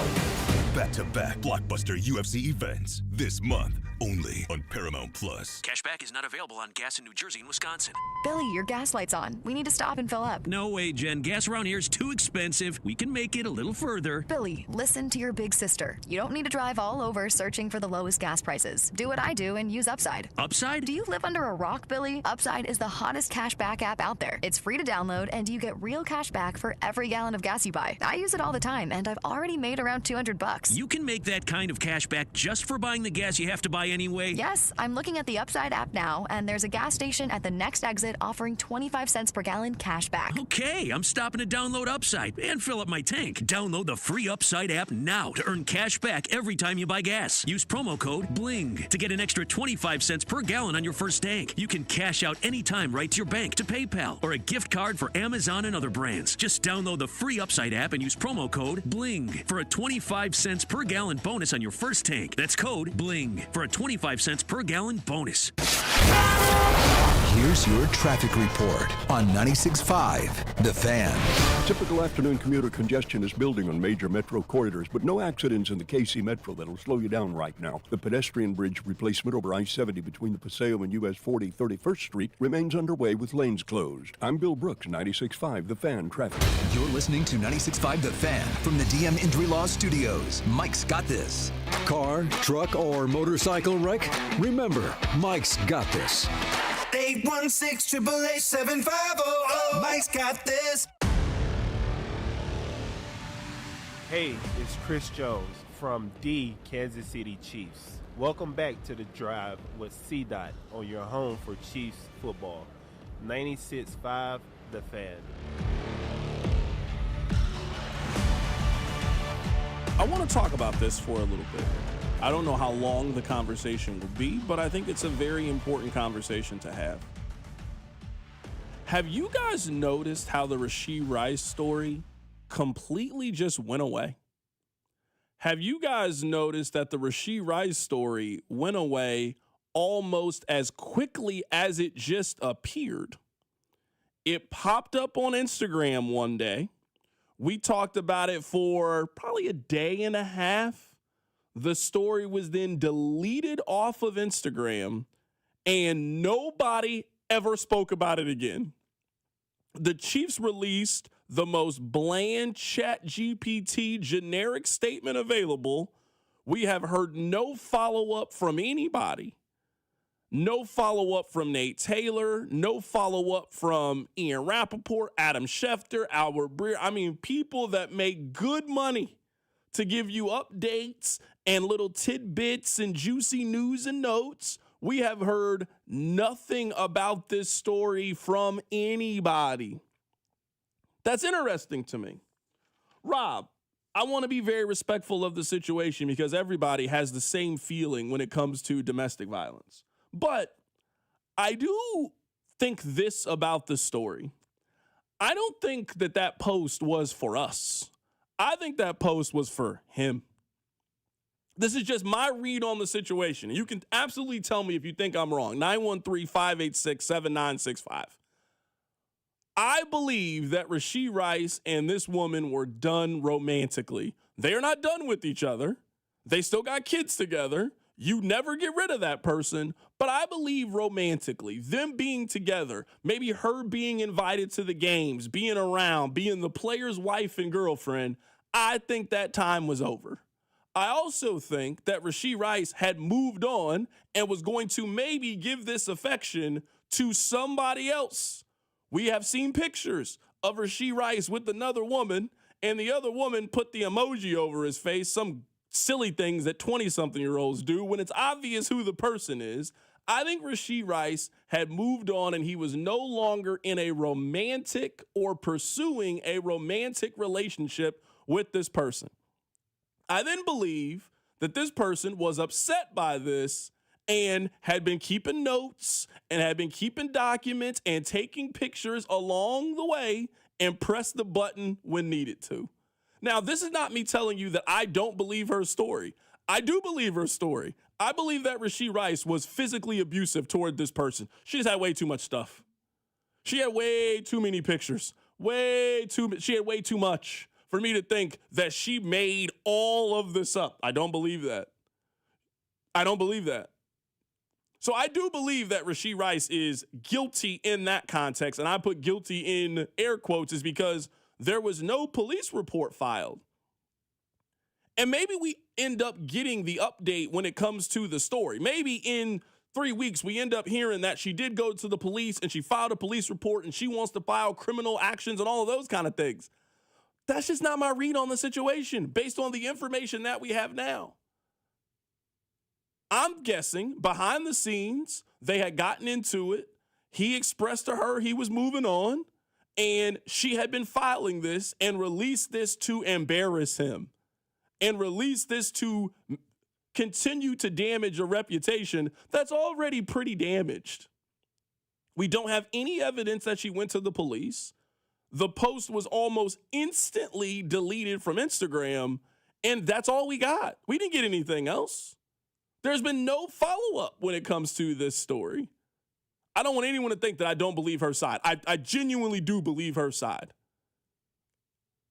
It was too many direct pictures and walls being punched out. I believe they had an abusive relationship. But I don't think the purpose of that Instagram post was to get Rasheed Rice in trouble with the law, so to speak. I don't think the purpose of posting that on Instagram was to make sure that Rasheed Rice went to jail. I don't think that was the purpose of it. I think the purpose of it was to show us that Rasheed Rice is a POS. That's what I think her purpose is. I think her purpose was to show us who she believes Rasheed Rice really is behind closed doors. You guys think he's this big, great football player. I'm going to show you what he's really like. You hurt me, I'm going to hurt you. That's what I think the purpose of that Instagram post was, why it got deleted ultimately, and why nobody has spoken on that post again, and I'm not sure if they ever will speak on it. I'm not sure if it ever comes back up with anybody. I think, and maybe this is semantics, I think we're saying the same thing when I say this. In her Instagram post, and I was searching the internet to try to find the now deleted post, in the caption of this post, she says, quote, "We have an agreement because of everything he's put me through, but he still doesn't follow it."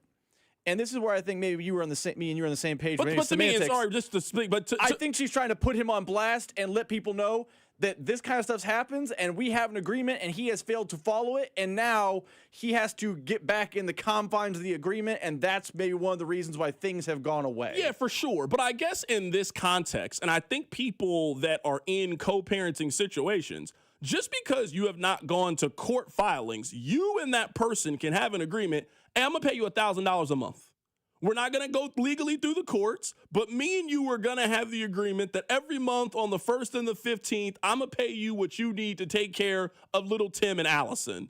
So I don't want to assume like they have kids together. So I'm hearing, oh, this was a cash grab. Bro, you got 2 babies by an NFL player. You was going to get paid. You know what I mean? Like, money was not going to be the issue here. You were going to get big-time dollars. And if Rasheed Rice goes off to be the receiver that a lot of people think that he was going to be, you're going to continue to make more money as he continues to make more money. Did you not see the story a couple of days ago that came out about Tyreek Hill?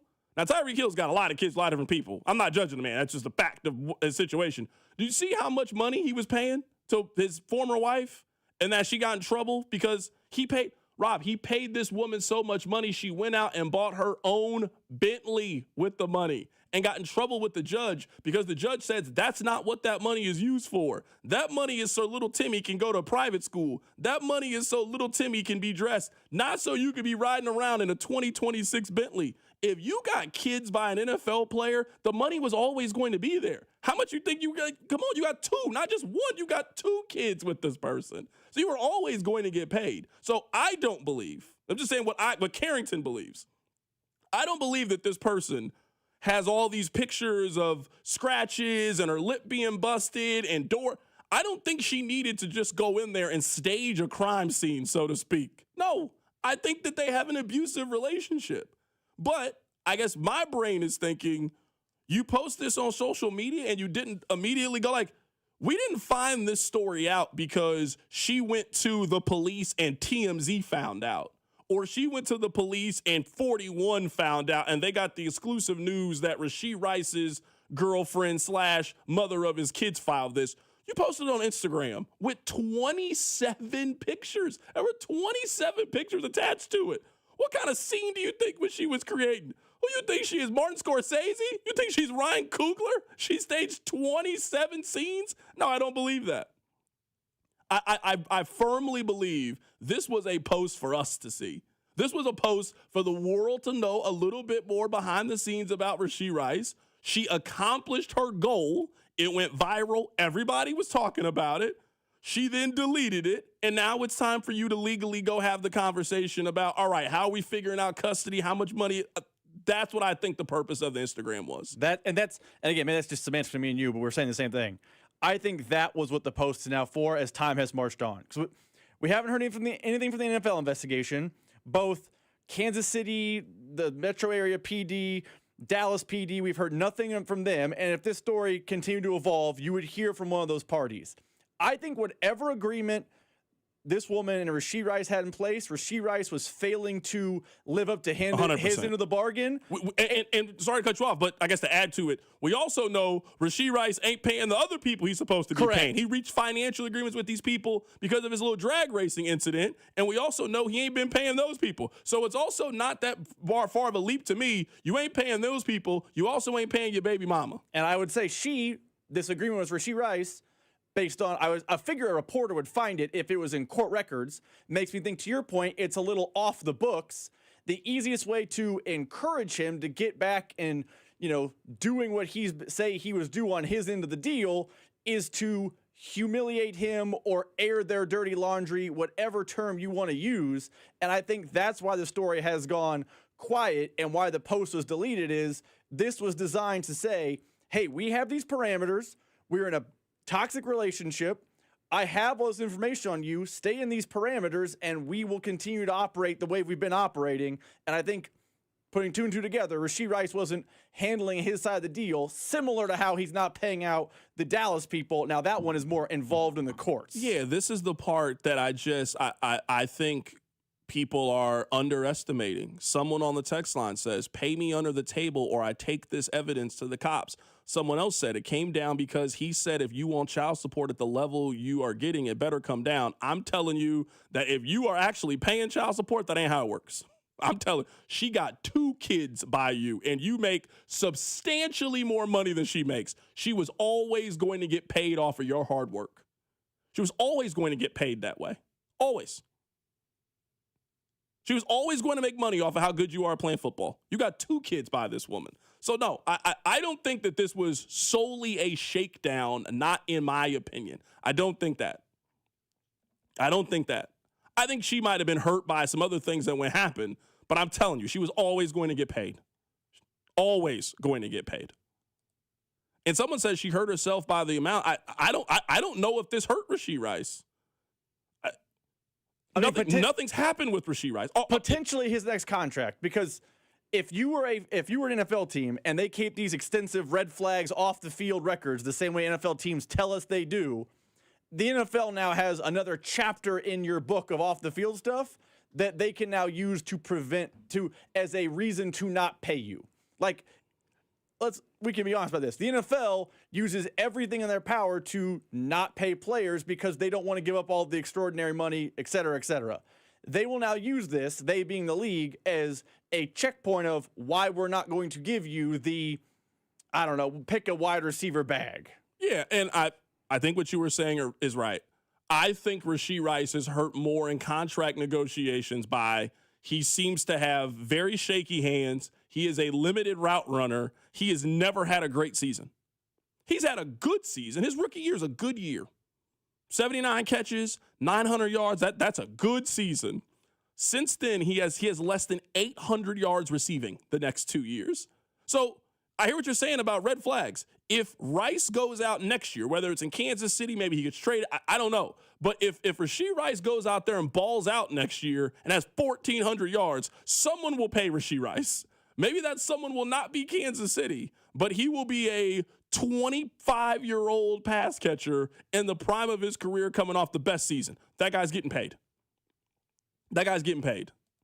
And people will live with people will live with all of those things. 100%. People will live with those things because it's the National Football League, and they choose talent over everything at almost every single instance.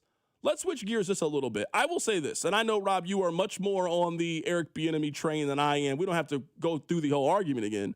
One thing that has been eye-opening for the last, 24 hours or so, it almost seems to be 100% praised by former players not named LaShawn McCoy. Now, I think we know why LaShawn McCoy has an issue with Eric Bieniemy. He essentially ended his career.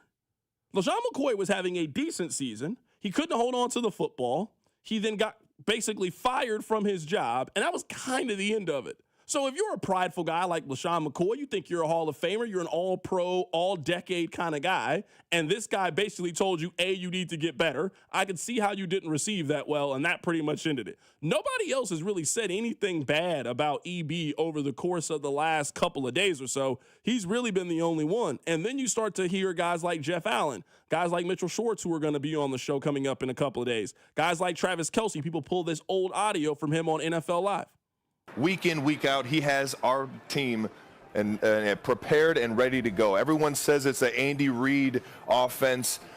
He has 51%. I'm not going to say it's not, but it is a collective it is a collective group putting this offense together. And I ask everybody, come on in, see who's standing up in front of our offense, getting us ready for situational football. Who's in front of us week in, week out at halftime trying to make adjustments. Who is the guy that's rallying this group and has the emotion as a player and as a coach to keep us firing as an offensive unit. And that's Eric Bieniemy. And I've been a big fan of him my entire career. He's done unbelievable things for my skill set personally and my mentality in terms of helping me grow as a player, and more than deserving. I'm sick of hearing all these names I've never heard of come across the ticker, getting hired across the league.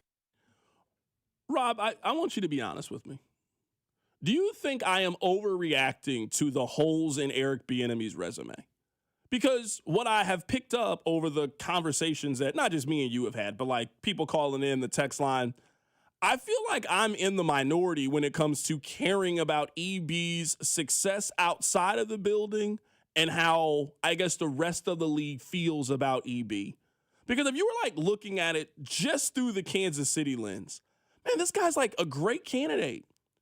Mahomes loves him. Like you would assume that Patrick Mahomes signed off on this. Like, it's not like Andy went back and told his quarterback, hey, I'm thinking about doing this. Pat said, no, under no circumstances do I want EB to come back. And like, well, we don't care. We're hiring him anyway. So you have to believe that there is a measure of acceptance from Patrick Mahomes. Kelsey, like, I actually think this helps the chances. Like, if you want Travis Kelsey to come back, I think EB coming back is a positive in that way. You heard what he said. I do think they have a good relationship. I think you know that Kelsey is the fiery leader, likes to get in guys' faces. That's what EB is, so I can see them really meshing well. EB does come off like one of the guys.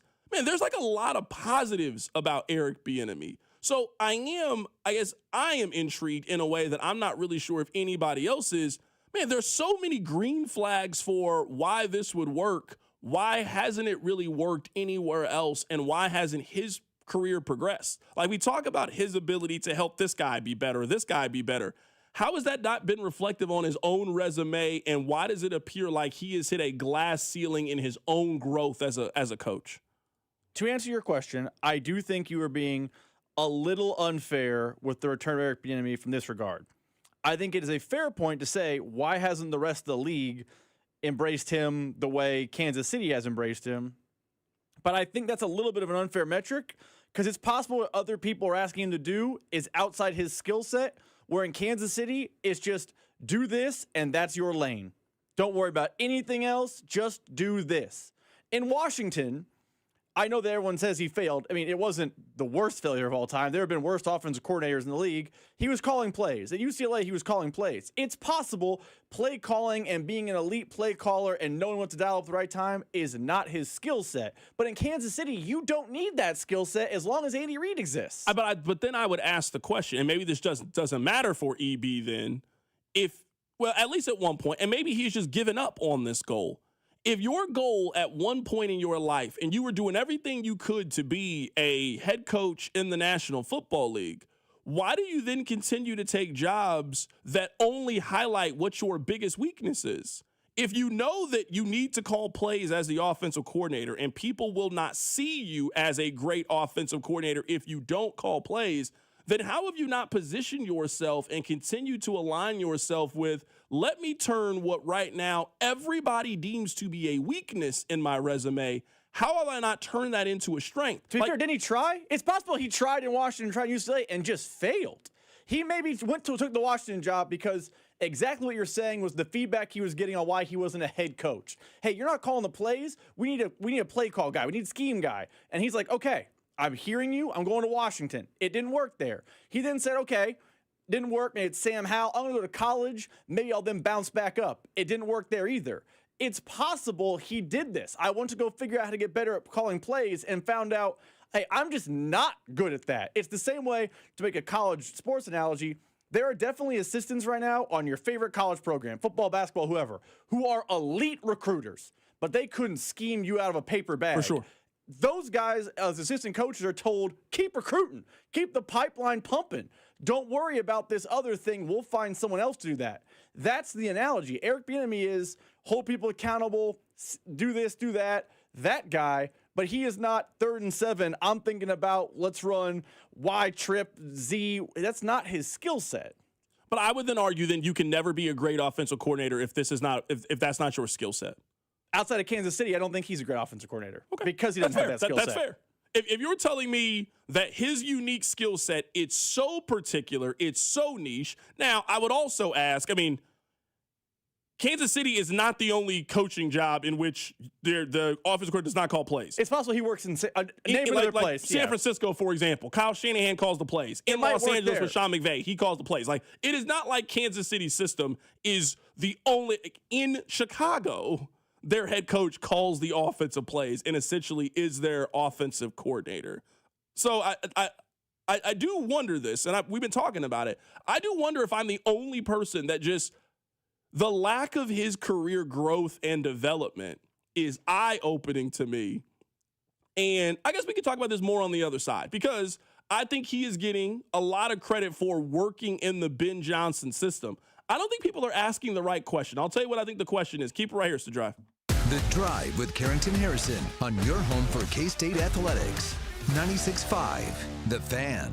Men, the new year is here, and if you're like many of us, you're ready to improve your health. But if you're feeling low energy, not sleeping well, or not seeing results in the gym, keeping that resolution can be tough. This is Jeff for Heartland Men's Health, and if those symptoms sound familiar, we can likely help. They often point to low testosterone, and treating low T is what we do. But this year, we're also helping men go further with 4 targeted body composition plans featuring growth hormone peptides, NAD+, GLP-1s, PDA, and more. Designed to boost energy, support metabolism, enhance recovery, and accelerate fat loss. With our low T treatments combined with our body composition programs, most men notice real improvements. More energy, better focus, improved sleep, stronger workouts, and often a renewed sex drive as well. So call us. Your initial visit is just $99 and includes blood work and a medical consult. And if you start on treatment the same day, your visit is free. Call 844-447-6600 or visit heartlandmenshealth.com. Featured therapies are compounded and have not been evaluated nor approved by the FDA. Provider prescription required. See website for details. Fellas, listen up. It's 2026, and this is going to be your best year yet when it comes to sex. You know why? Because you're finally going to take the advice and try chewable tablets from Blue Chew. Blue Chew's tablets help you feel and perform at your best, stronger, harder, longer lasting, like someone gave your downstairs a pep talk in a gym membership. Be more confident where it counts. Blue Chew is a small chew for a big difference. You'll have flashbacks to your glory days, and dating has just got longer and better for everyone. Blue Chew's licensed medical providers work with you to find the right ingredient for your individual prescription. Just like how we love to watch the athletes that we root for show up during the game's most exciting moments, you should be able to show up when it matters during life's most exciting moments. You can discover your options at BlueChew.com and get your first month free when you use the promo code KFNZ at checkout. You just got to cover $5 for shipping. That's it. Go to BlueChew.com, use the promo code KFNZ, and get your first month free. Then you'll be ready to chew it and do it. Wouldn't you like to take a vacation from your bills? Well, you can. With credit card balances at an all-time high and Golden Oak's 4.5% rate, you could be saving thousands of dollars after a simple phone call. Call today and get your cash in as little as 14 days and make no payments for 2 months. Call 913-890-GOLD. Golden Oak Landing, cured my blues. 5.442 APR, FHA 15-year, 20% equity, qualified credit, additional terms apply. NMLS 114937. I'm worth more. I'm worth a little more. I'm worth a lot more. I completely agree. You are worth more, and your car's worth more, and we want to pay more at GiveMeTheVin.com for good cars, because they are worth more, and so are you. And remember, if I don't beat the price on a CarMax or a Carvana deal, I'll pay you $100. For top price, trust, and ease of transaction, GiveMeTheVin.com, America's best car buyer. Sell us your car. GiveMeTheVin.com. So easy you can do it in your underwear. It's about time pros had one partner for the whole job. Why juggle 10 different suppliers when one can do it all? At the Home Depot, you'll save with pricing built for pros. You'll stay on track with job site deliveries, schedule, next day, or same day. And you'll get every size, every finish, every job lot quantity you need. One partner for the entire job. That's how pros get more done. The Home Depot Pro. It's about time. My name is Whitney Allen. I am a widow. My husband Ryan died. We never thought in a million years we'd have to use life insurance. The unexpected happened. With Ethos, it is so fast and easy. It's 100% online. You can get a quote in seconds, apply in minutes, and get same-day coverage. No medical exams, and you can get up to $3 million worth of coverage through Ethos. Get your free quote at ethos.com/radio. That's ethos.com/radio. Time spent on application may vary. Online health questions required. This is the story of the one. As an HVAC technician, he and his digital multimeter are in high demand. So when a noisy office HVAC turns out to be a failing blower motor, he doesn't break a sweat. With Grainger's easy-to-use website and product information, he selects the product he needs to keep everything humming right along. Call 1-800-GRAINGER, click Grainger.com, or just stop by. Grainger, for the ones who get it done. Earn an accredited MBA in as few as 16 months for about $21K at University of Maryland Global Campus. Explore 10 specializations, including finance, HR, cyber technology, and more. Plus, showcase the value of your MBA with a comprehensive learner record and digitally demonstrate in-demand skills and credentials to employers. No application fee if you apply by February 11th. Learn more at umgc.edu. Certified to operate in Virginia by Chev. Rob Sight Ford, KC's Ford volume leader and top rated on Google. 135th and State Line. Rob Sight Ford, your 2025 Ford volume leader. Top rated on Google with 4.8 stars and 3,000 plus reviews. The best selection, best prices, and Kansas City's best customer service. Visit Rob Sight Ford at 135th and State Line. Buy right, save big, and drive home a winner. Only at Rob Sight Ford. Here's your traffic report on 96.5 The Fan. Typical afternoon commuter congestion is building on major metro corridors, but no accidents in the KC Metro that'll slow you down right now. The pedestrian bridge replacement over I-70 between the Paseo and US 40 31st Street remains underway with lanes closed. I'm Bill Brooks, 96.5 The Fan Traffic. Welcome to your home for Royals baseball. 96.5 The Fan. I think I figured out maybe a better way of explaining kind of my feelings when it comes to this offensive coordinator situation. Rob, you would agree that one of the positives people have expressed is EB went to go learn from Ben Johnson. He can take some of those ideas and concepts from Ben Johnson and bring them to Kansas City. You would agree that is something that people have said, right? Correct. Do you know how old Ben Johnson is? He's 39 years old. Ben Johnson is the latest football whiz kid. It's not like he is the only football whiz kid. There's been a bunch of them over the last handful of years. There are probably more to come. So I think maybe the best way of explaining kind of how I feel about this, and it just sounds like the public is just resigned to that's not what the Chiefs do. I wanted the Chiefs with this job to be able to identify who a rising star is at this. Nathan Shieldhouse appears to be a rising star. He was a very good college coach. He is now making the jump up. He is the co-passing game coordinator. In a year, maybe 2 years, somebody is going to trust Nathan Shieldhouse to come run their offense. And then he might end up being Ben Johnson. So I think at least for me, whenever we started having the conversation about new and different and fresh ideas, man, I wanted the Chiefs to be able to go out and identify who they think that person could potentially be, who's next up, who is going to define the NFL for the next 10 years moving forward, that this is just a stopgap. That person could be Mike Kafka. Mike Kafka is 38 years old. He's the same age as me. Mike Kafka's 38. Man, Eric Bieniemy's 56 years old. No one would consider him to be a rising star in his profession. He is not a rising star in his profession. So I hear people keep saying, oh, well, he was around Ben Johnson for the last year. Why are the Chiefs not interested in trying to find Ben Johnson? He's out there. There is a quarterback coach right now in the National Football League that's going to be a head coach in 2 years. There is a passing game coordinator right now in the National Football League that people in that field have identified as next up, a rising star, a guy who could be the next Sean McVay, the next Kyle Shanahan, the next Ben Johnson, the next Mike McDaniel. I guess I'm frustrated. Why did the Chiefs not seem interested in trying to find that individual? I think that is part of the process conversation that I will have with you, that I don't think the Chiefs' process was great. I don't think their result was bad. We disagree on the result. I do think their process was lazy. I think they basically said, we choose Eric Bieniemy, end of process. I do want them to look for that whiz kid.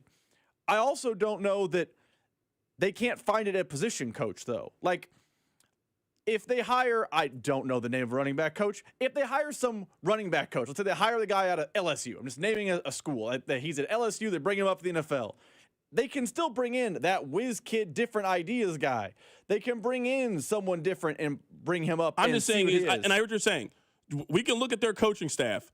It does not appear, based on their actions, it does not appear like they have any interest in finding who that individual is based on any of their moves. And that's perfectly fine. But their just think moves about are incomplete, though, to be fair. They are still looking for running back coach. There are reports they're looking for offensive line coach. Remember last week there were some reports there could be an O-line coach out. I don't know the status of their quarterback coach. They kind of do these things in secret. Like, you're right. You're I'm right. just saying the moves so far have been underwhelming, but it's not even done. underwhelming. But I'm just saying, is based on their moves. Do you expect that their running back coach is going to be a 34-year-old young promising who in 3 years is going to be a head coach in the National Football League? Because I could give you countless examples based on their move. That's not what they're going to do. Like this new wide receiver coach that they got. I'm not telling you that I think he's a bad coach. I'm not at all telling you that. I'm telling you that he's 53 years old. He is not a rising star at the profession at all. He's an experienced head coach, and that's what you need in some positions. Like, everybody can't be 33 years old on the coaching staff. I get that. But, man, offensive coordinator was just one of those that you had a chance to do something fresh. You had a chance to do something innovative. And if you were telling me that one of the qualifications that you like about Eric Bieniemy is that he went to Ben Johnson school for the last year, then why did you not try to find Ben Johnson then? Why did you not try to find that guy? Because that guy's been there. Just 4 years ago, Ben Johnson was a tight end coach in the National Football League. 5 years later, he's one of the hottest head coaches in the National Football League. These guys continue to pop up in the league, especially as the league has become much more passing-oriented, much more analytical. The game is changing in so many ways. That is not indicative on the hires they have made so far in building their staff. And that's the point. I think right now their staff isn't incomplete. Let's see. I mean, they're going to have a whole new running back room. I mean, start to finish. No one should be coming back. I mean, I guess Rasheed Smith. If they hire a 32-year-old or a 35-year-old who plucked off of so-and-so's tree and he was the, assistant running back coach and now he's in Kansas City, that would fit what you're looking for. I also think, to your point, I think last year some of their flaws, some of their problems some of their problems last year with the offense I don't think were just scheme. I don't think last year's offensive flaws were, man, the scheme is old and that's not why they're working. I think it was things like, we talk all the time about Rasheed Rice not finishing routes. We talk all the time about Xavier Worthy not knowing the dimensions of the football field. We talk all the time about how Hollywood Brown has never taken a step forward. Jalen Royals didn't play. Like, in a wide receiver coach, I don't know I need hot shot scheme guy. I need someone to get Rasheed Rice to run. And maybe the 53-year-old who is coached for the Patriots and Eric Bieniemy are going to get him to finish a route. Now, in the running back room or the offensive line room, we can have different conversations. But some of their problems, I didn't think were super scheme-based and they need a whiz kid to fix it. I think they need a grown-up in the room to say, hey, Rasheed, when you're jogging on your route, stop it. Run all the way through. Hey, Xavier Worthy, this white part, that's out of bounds. Don't stand here. And a guy who has coached 20 years in the league might be better suited to fix those mistakes. And I would tell you, if some of those mistakes is cleaned up, you feel like the offense is in a much better state. Text line 913-586-7965. CDOT, why go through all of that to then have to do that again in 2 or 3 years? That's usually a sign that you made the right decision. That's usually a sign that you made the right decision. Offensive coordinator is just not one of the jobs that people keep for 8 years. The public doesn't like offensive coordinators for that long. It usually goes one or two ways. You either have so much success as the offensive coordinator, like Ben Johnson did. He was the offensive coordinator for 3 years. And then you were so good at it, people want to hire you to come take over to be their head coach. Or, kind of like Matt Nagy, you do it for 3 years, everybody is tired of you, they want to change, and then you move on. So you're always turning over when it comes to that position. So if you were telling me in this scenario that the Chiefs were going to hire Nathan Shieldhouse, he was going to be here for 3 years, have so much success, and then he goes off to replace Nick Sirianni as the head coach for the Eagles, I would say, great. That's good. That's what you want to have happen. That's what Andy used to do. That's what being offensive coordinator and defensive coordinator and running back coach. That's how you have the coaching tree that Andy has. That Harbaugh is off of that tree, and Sean McDermott is off of that tree, and all the guys that he has helped get jobs. That's what the Andy Reid coaching tree used to look like. And at some point, that mentality, it has just stopped. It has just stopped. In the middle of how great this run has been for Kansas City, they are not creating future head coaches. That has not been that's not what they've done. That's what Belichick was doing. Offensive coordinators, defensive coordinators, special teams coaches, guys were getting jobs, head coaching jobs off of that. That has just not been what Andy during this run has been. They have been very solid. They have been very business as usual, and that is the decision that they have made when it comes to Eric Bieniemy. Coming up at the top of the hour, let's talk about Bill Self, who is not making the trip to Boulder. What does that mean? We'll get to it. Keep it right here. It's The Drive. You're listening to The Drive with Carrington Harrison. I mean, come on, guys. What are we doing here? On your home for Chiefs football, 96.5, The Fan. Here's your traffic report on 96.5, The Fan. Typical afternoon commuter congestion is building on major metro corridors, but no accidents in the KC Metro that'll slow you down right now. The pedestrian bridge replacement over I-70 between the Paseo and US 40 31st Street remains underway with lanes closed. I'm Bill Brooks, 96.5, The Fan Traffic. Are you ready for some action, basketball fans? Dusty Likens here. You know I am. BetMGM, an authorized gaming partner of the NBA, is giving players another reason to hit the court this season. BetMGM is adding extra excitement to every basket, every slam dunk, and every buzzer-beating shot with special promotions, new features, and more. Log in throughout the season to find odds boost tokens, no sweat tokens, and same-game parlay boost tokens in your account to amplify those winnings. Enjoy enhanced product features like dark mode as well. We have lots in store between now and when the new champions are crowned. So log into BetMGM, an authorized gaming partner of the NBA, all throughout the basketball season to see what's new. BetMGM and GameSense remind you to play responsibly. Gambling problem? Call 1-800-GAMBLER. See BetMGM.com for terms. 21 and older only. Missouri only. Existing customer offer. Subject to eligibility requirements. Rewards vary and expire in 7 days. Please gamble responsibly. Anthony Plumbing, Heating, Cooling, and Electric. Visit AnthonyPHC.com today. For 75 years, Kansas City families have trusted Anthony for comfort, safety, and dependable service. Thank you for trusting us with your house keys. Anthony, in your home for 75 years. So, you're ready to propose, huh? Yeah, man. She's definitely the one. What are we thinking about the ring? I got my wife's at Hellsberg. I couldn't recommend a better jeweler. I could use some help with that. Man, go to Hellsberg. I had no idea how many details you need to consider. Did you know you can get a natural or lab-grown diamond? I didn't. Figure out what she wants. Trust me, they'll make it happen. Start your story with Hellsberg. Shop in store or at hellsberg.com. Wesley Financial Group is not a law firm. Do you feel embarrassed, trapped, maybe even ashamed just because you own a timeshare? Well, I'm here to tell you you're not alone. Chuck McDowell here, the timeshare cancellation guy. I get over 3,000 complaints a week from all kinds of folks that feel the same way you do. Honest people, teachers, veterans, grandparents, all losing sleep over a timeshare they can't get rid of. That's why 15 years ago, I founded Wesley Financial Group to help people take their lives back. Today, I run Wesley with my 2 sons, a real family business, treating every client and every employee like we would want our own family to be treated. That mindset has helped us cancel over 50,000 timeshares from people just like you. So if you're stuck in a timeshare, give us a call. Let our family help your family. Call Wesley now for your free timeshare exit kit. 800-261-3377. 800-261-3377. 800-261-3377. This message is brought to you by Pizza Hut, because if you're yelling, hot, On Sundays, why not yell pizza first, Jonas? I mean, that's what I'm saying, man. Especially when it comes to Pizza Hut. It's so good. How about the Big New Yorker, Jonas? That's right. It's their biggest pizza, bro. And right now, it's just $10. I mean, LeVar, that just smells and tastes like success. And for only $10, sign me up. Before the first hut, grab the Big New Yorker and you're set for the whole game.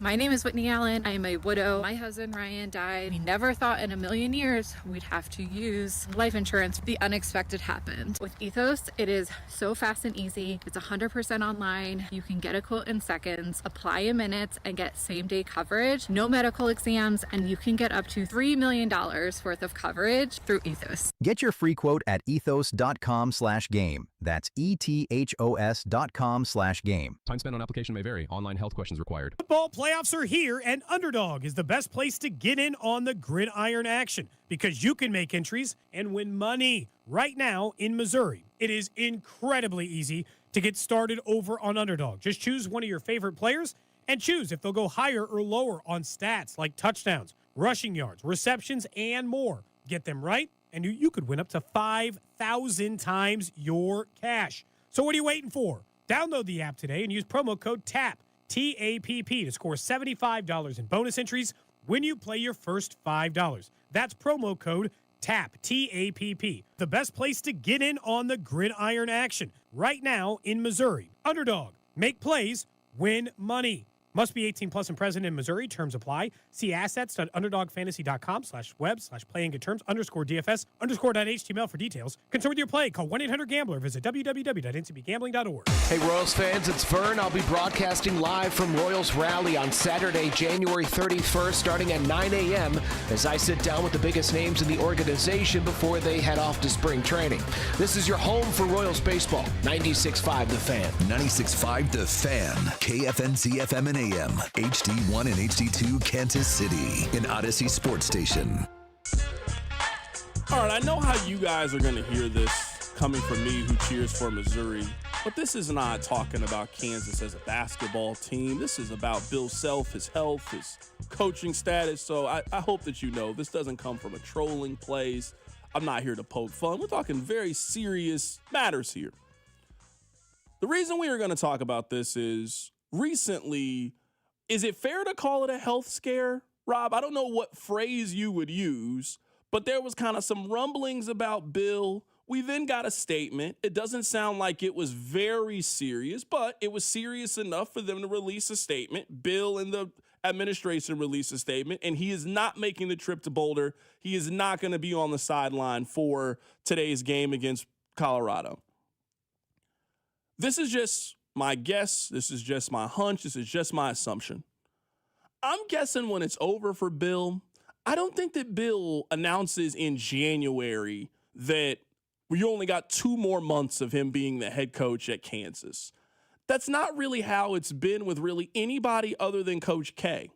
I don't think that Bill Self really wants to have a Coach K kind of exit, where I think it's a little bit different because Duke's success as a basketball program is directly tied to one person. So I understand why Duke kind of wanted to play it that way. I mean, the court is named after him. Very, very different at Kansas because of their long-standing basketball history. I think whenever Bill is done, I think we see a tweet or a statement that you read really early in the morning. Like 8 o'clock, Kansas basketball will release a statement going through the incredible accomplishments of Bill Self and that they have promoted one of their top assistants. I don't think the Kansas job ever comes open. The Duke job was not open. Duke did not go around and interview. No, they hired their top assistant. They made the right decision with John Shire. He has done a fantastic job carrying the torch. When Roy Williams left North Carolina, it was the exact same thing. That was not a job that was open. They hired an alum. They hired somebody that knew North Carolina basketball.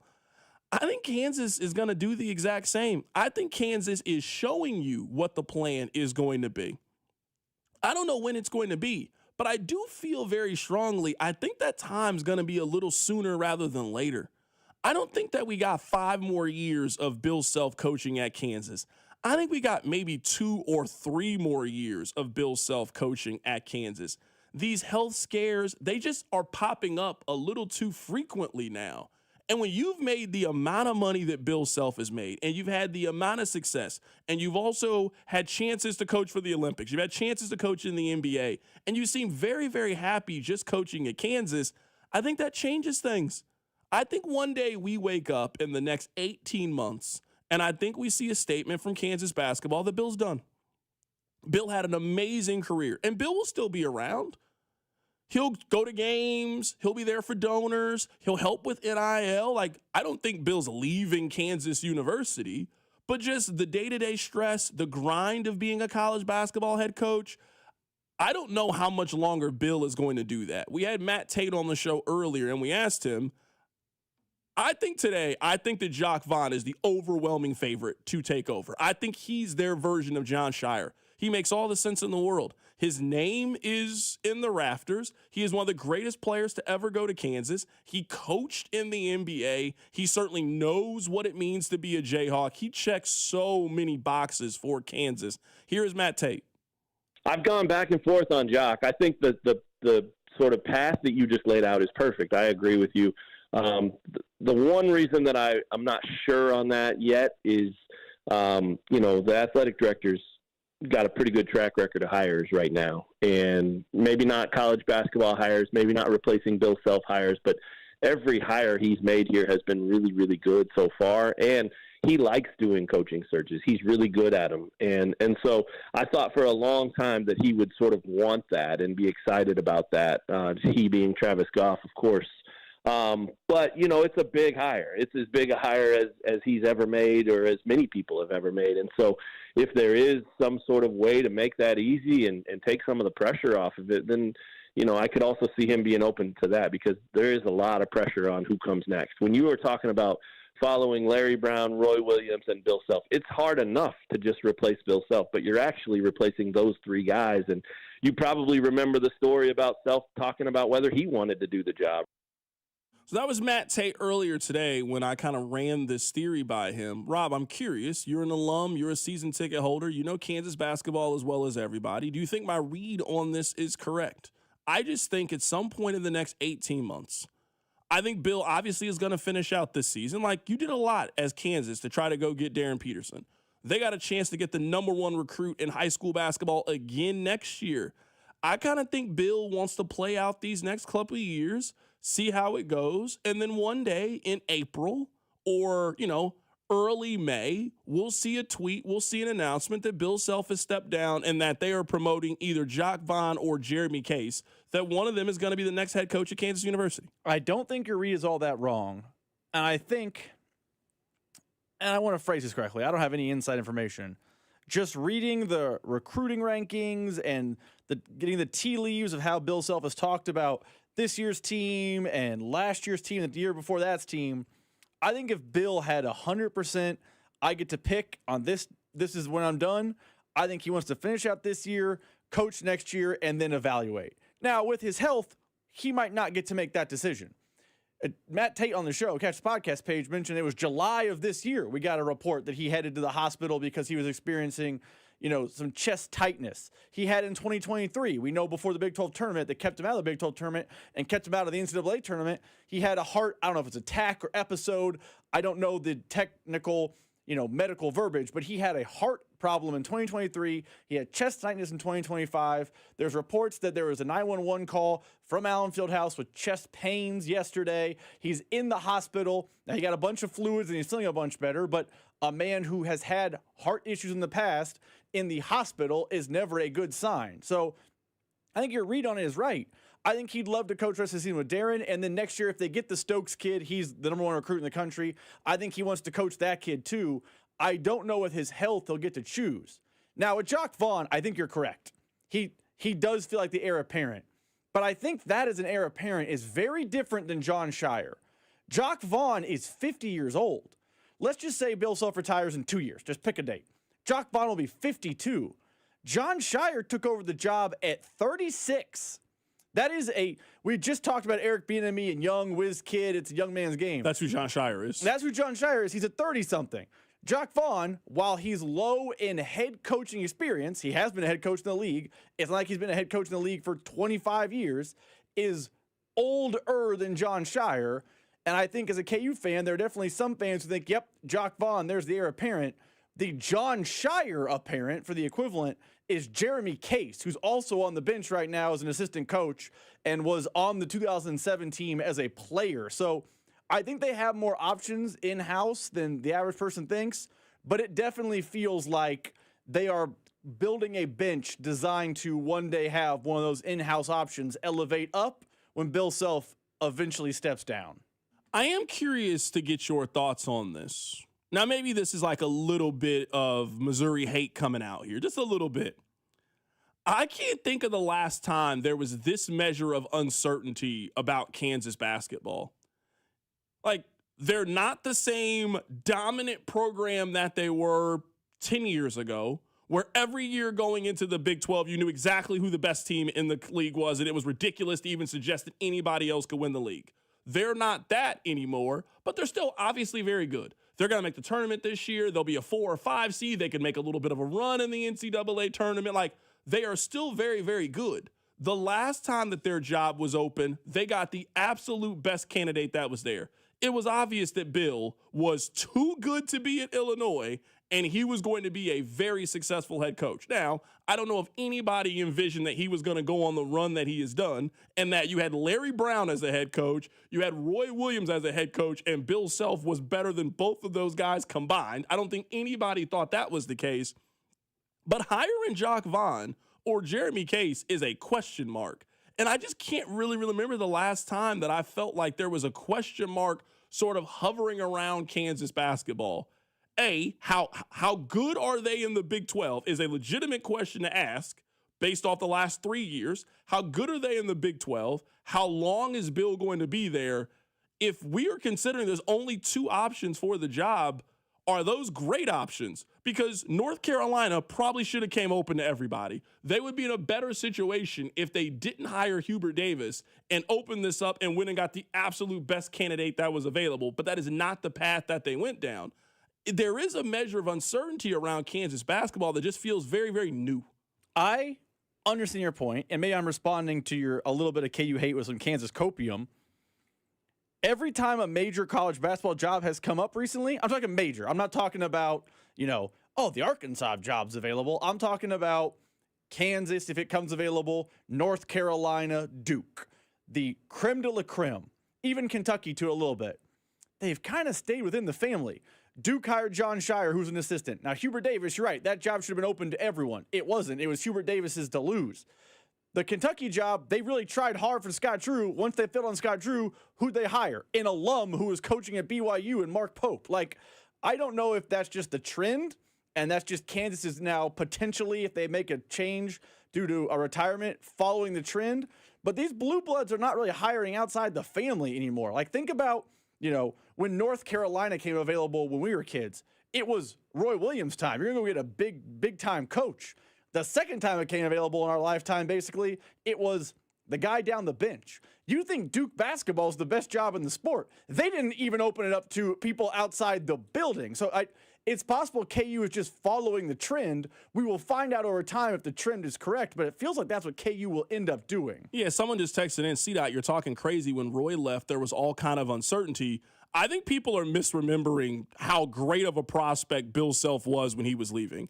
He won 32 games at Tulsa. They went to the Elite Eight. He then took the Illinois job.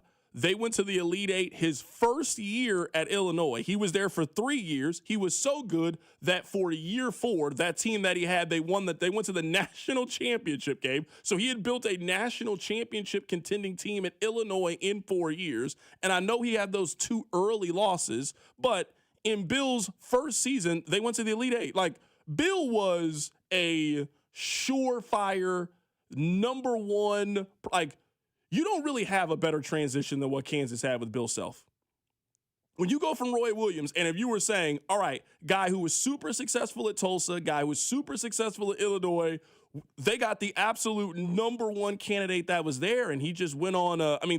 this is one of the greatest runs in the history of the sport they have been on. Basically, since those 2 years where they went to the Elite Eight, they had those 2 early upsets in the first round of the NCAA tournament. You would put from 2006 to 2026, you will put that 20-year stretch up against any non-UCLA John Wooden program in college basketball history. I mean, I do think people just forget because of how – I think also the reason people forget how surefire Self was as a candidate is because he stubbed his toe a little bit early at Kansas in the tournament. And there was frustration from KU fans, but I wouldn't call that uncertainty. It was they have the guy. Can he just get over the hump? And I remember at the time. And then he did by year 5. Yeah. Then he did by year 5. I'm gonna say. Like, that's the crazy thing about Bill. Like, we talk about Bill and them figuring out. It's not like it took Bill 14 years at Kansas to figure it out. In Bill's first 5 years, they went to the Elite Eight twice and won the national championship by year 5. It's not like it was some rocky road to figuring things out. I would say the average KU fan thinks it was rocky road because by the time Roy had left, the idea you guys are the most spoiled fan base ever. 100%. You guys are the most 100%. You guys are the most spoiled fan base ever. It's us and Alabama football. Those you guys might be two. more spoiled than they are. Oh, they're a different brand of crazy. Yeah, that's you guys are crazy. They're crazy. Their spoiled leads to a one path. We're just spoiled in the fact that how dare you have 2 first-round exits. Now we're angry. We forget about the national title and 2 Elite Eight appearances, too. Coming up on the other side, we'll talk about Andy Reid and what hiring Eric Bieniemy means. That's next. Keep it right here, so drive. The Drive with Carrington Harrison on Kansas City's only FM sports station, 96.5, The Fan. FanDuel is turning on playoff mode. All customers get a profit boost pack every NFL playoff game day. Each game day during the championship round, you'll find a pack loaded with multiple profit boosts waiting for you inside the app. More boosts means more ways to level up your playoff bets. Pick the matchups you believe in, take a shot on the upset, or build a parlay that fits the moment. It's championship weekend. It's January. The weather is cold. I expect low-scoring games, which means keep your eye on the unders. Then apply your profit boost and go after even bigger payouts while the playoffs keep rolling. So visit FanDuel.com/local and grab your profit boost pack every NFL playoff game day. FanDuel Sportsbook is the official sportsbook of 96.5 The Fan. 21 and present in Missouri. Opt-in required. Bonus issued as non-withdrawable profit boost tokens. Restrictions apply, including any token expiration and max wager amount. See terms at sportsbook.fanduel.com. Gambling problem? Call 1-800-GAMBLER. This January, Fridays just got cooler, only at Harrah's Kansas City. Polar Patrol is making their rounds, and you can win $500 in free play. Just come out and play at any slot machine or table game for your chance to win $500 in free play. That's right, Fridays in January, the fun is on patrol and the prizes are ready to pop. So bundle up and head to Harrah's Kansas City where the good times keep flurrying. 21 or older to gamble. Know when to stop before you start. Gambling problem? Call 1-800-GAMBLER. Hi, I'm Lexi, your friend and jeweler at Shane Company, where we're all about you.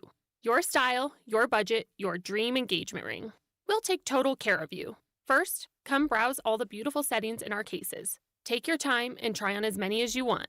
You'll know when you put your ring on. Your heart will skip a beat. Now, onto your center stone. We can look at different diamond shapes and sizes until we find the perfect match. Come visit us in store, because a friend wants you to get exactly what you want. Shane Company, your friend and jeweler. When the cold sets in across KC, AB May is the trusted name for keeping your home warm, safe, and secure.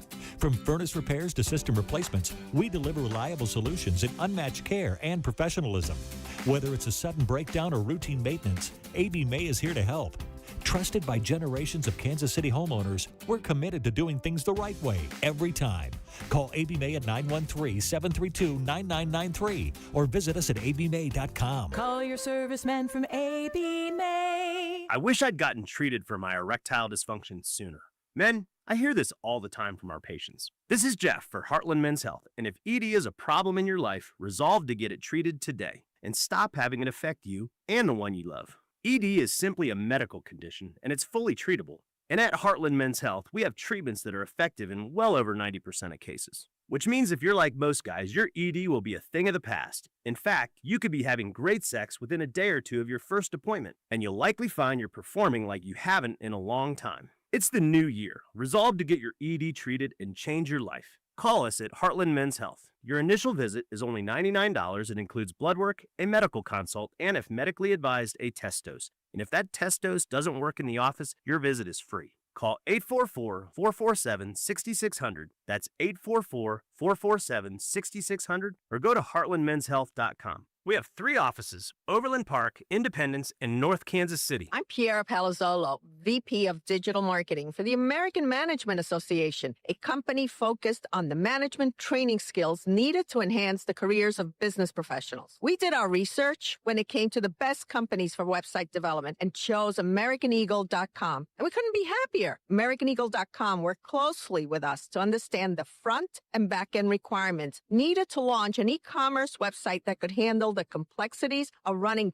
thousands of seminars nationwide. Our robust new website and improved SEO saw immediate increases in site traffic and web revenue. If you're in need of managerial effectiveness and success, visit our website at amanet.org. If you're in need of a website that provides an unparalleled consumer experience, I highly recommend AmericanEagle.com. Transform your business today. Dial 877-WebNow1 for a free digital consultation with AmericanEagle.com. Chiefs coverage brought to you by Park & Go, the best deals on airport parking. Heading out of town this winter? Snow, ice, and cold temps are stressful enough. Airport parking shouldn't be. Park & Go makes it easy with online reservations, fast free shuttles, and all spots are covered to keep your car protected from winter weather. Reserve your spot today at bookparkandgo.com. Here's your traffic report on 96.5 The Fan. Several accidents on key corridors right now, especially I-35, I-670, I-70, and I-435. The hottest spot in the metro right now is through downtown from the river to Union Station. It's a 20 to 30-minute delay. I'm Bill Brooks, 96.5 The Fan. You're listening to 96.5 The Fan from the DM Injury Law Studios. Mike's got this. Car, truck, or motorcycle wreck? Remember, Mike's got this. 816-888-7500. Mike's got this. Hey, it's Trent McDuffie from the Kansas City Chiefs. Welcome back to The Drive with C-Dot on your home for Chiefs football. 96.5 The Fan. All right, Rob. Let's talk about the Eric Bieniemy hire from this perspective. I don't even think that this part is really related to Eric Bieniemy. I think that this part is much more related to Andy Reid. Either you are on my side or not on my side, and you are allowed to feel however you want about this coaching decision that they have made when it comes to offensive coordinator. But I think one place that we all should be able to meet in the middle on, this is Andy Reid telling you, I got this. That's what this is. Now, I still maintain back in November, back in December, when everybody was beating the drum for we want change, I don't think this is change, and that's fine. This is Andy, I think, telling us, I know best. I know what I need. So Andy disagrees with me. Andy doesn't think that he needs the 38-year-old whiz kid to help modernize the offense. Andy is not interested in giving up play calling duties and allowing that 38-year-old to flourish and learn the offense in a different way. No, Andy is telling you my system still works. My scheme still works. There was some quality control issues that we still need to figure out, but what I've been selling over the last 25 years, it's still the best product out there. This guy is the best, we think, at making sure that my voice is heard through everybody in that locker room. I think we know enough about Andy and his personality to know the kind of coach he's going to be and the kind of coach that he's not going to be. And Bieniemy has a very different personality and a very different communication style and skill set here. So maybe this is like the peas and carrots, yin and yang, and what Andy is weak at, Eric Bieniemy is really strong, and they fit together like hand in glove. Maybe that's it. But I am telling you this, at least from me, man, the responsibility of turning this thing around, I don't want to hear it in week 8 that Eric, no, I don't want to do that. Because a lot of times I feel like we were making other people the scapegoat. it was Dave Tobe was the scapegoat. It was this person. No, Andy is telling you, this is my team. This is my offense. I know what I need. I know what I need to feel comfortable, and I'm bringing back a guy that I know these players will respond really well to. These players will play hard for. Great. Then the expectation for me next year is they better be back. And I'm not saying they got to win the Super Bowl, but they need to be in contention to win the division again. They need to be a playoff team. They need to be playing in the second weekend of the playoffs. The expectation is going to be, we're back. I don't want to hear this, well, I want them playing for 2027. No, I want them playing for next year. Your quarterback says I can play for week 1, then I'm holding you to early in the season. You got Bieniemy back. Kelsey might be coming back. You got a top 10 pick. We'll move some money around in free agency in February to get ready for February. The expectation to me is we're moving. So I'm holding Andy responsible, and we've always held Andy responsible, but I think even more so with this move. This was not a move that caught you off guard. This was another business as usual kind of move. And that's fine if business as usual. Business as usual is not missing the playoffs. Business as usual is not being the third best team in the division. Business as usual is not being out of the conversation by the time we get to Thanksgiving. So if it's going to be business as usual by the way that they maneuver and the way that they act, I think it is fair for us to hold them to business as usual based on the standings and how good they are in relation to the other teams in the AFC West and in the NFL as a whole. I think this question is pertinent, and it falls in line with what you're saying. I do agree. Andy has turned the pressure up on himself, no matter what. Because we might disagree about the Bieniemy hire, but we now know what Bieniemy's in charge of and what Reid's in charge of. And at the end of the day, it feels like Reid's more in charge. But when you look back at the 2025 season, do you think the Chiefs' offensive problems were more schematic, or are they more mental errors? Because it feels like Andy Reid is telling you. I think it's all. I think Andy Reid is telling you our scheme's fine if the guys would do what they're supposed to do.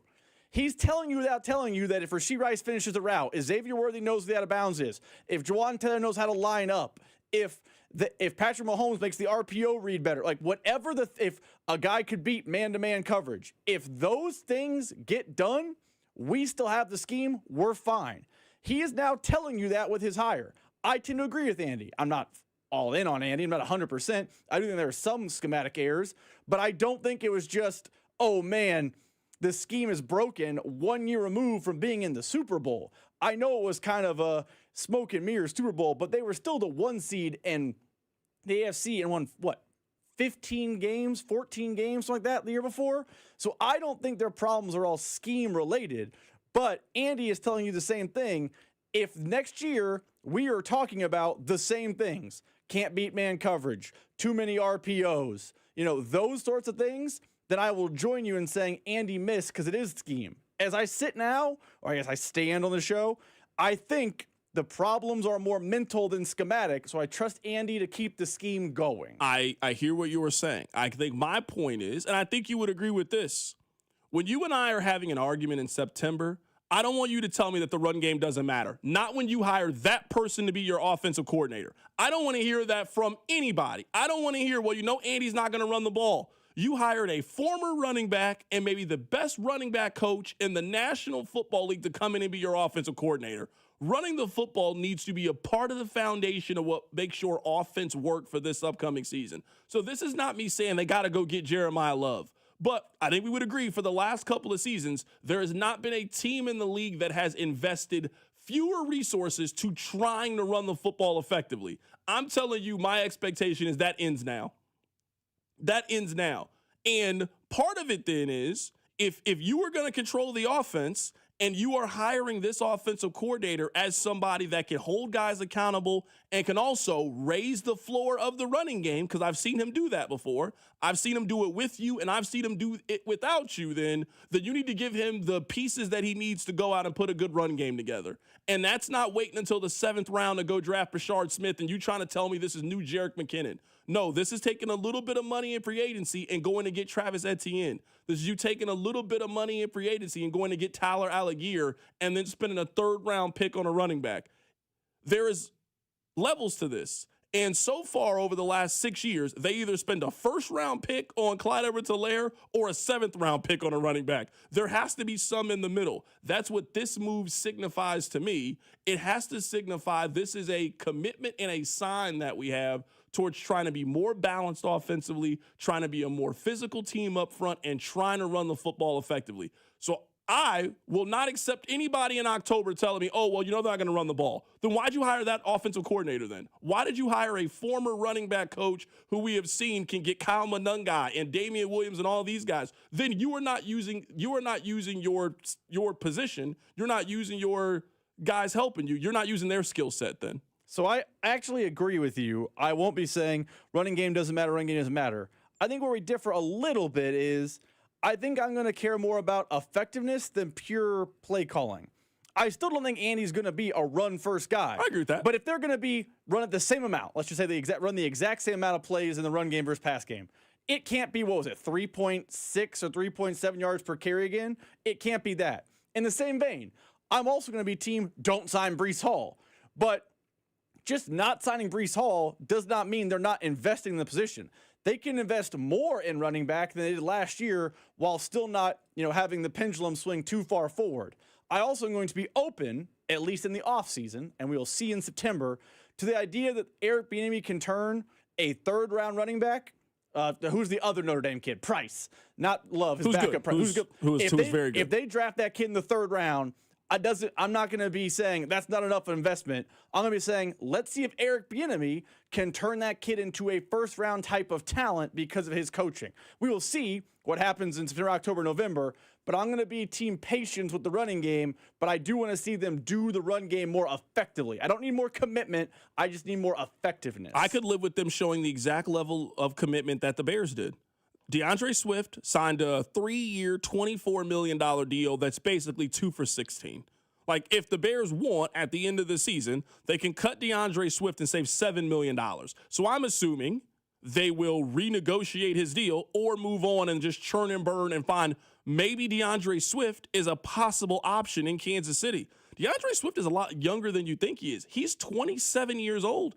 I could live with DeAndre Swift. If you brought DeAndre Swift in and gave him 2 years, $16 million, and 14 of it's guaranteed, I could live with DeAndre Swift as a running back. You bring in Swift, you spend a 4th-round pick on a running back, and that's your answer. So it's a running back that worked well with Eric Bieniemy. It's a young player that Eric Bieniemy can get the most out of it. I'm just saying is, if you were going to hire this person to be your offensive coordinator, then I want you to highlight what his skill set is. If you're telling me he's not innovative, he's not scheme guy, he's not that, okay, fine. Then let's really lean into what he is.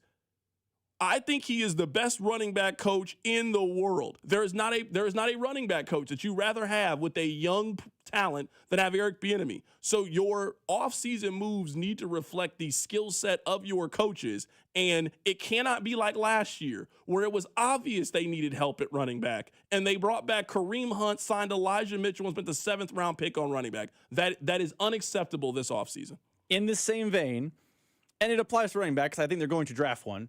Text line says Emmett Johnson from Nebraska. Cool. Fine. I love him too. He's good. I think just conceptually, one thing I remember Nate Taylor saying, and we have a lot of Nate Taylor cuts in the system, so finding this one is going to be tough. He said about Matt Nagy, the main job of the offensive coordinator of the Chiefs is to develop young talent. I remember that, yeah. The young talent in Kansas City last year stunk. Brashard Smith, everyone tells me didn't get a chance, but it's possible he didn't get a chance because he wasn't up to speed. Jalen Royals, did you see him? Did you know he existed? Because I never saw him. He wasn't around. He's a concept. He's an idea. Remember a few years ago, people were all hot and bothered. Oh, the Chiefs drafted Jared Wiley. They made a foul one at tight end. Has he ever played?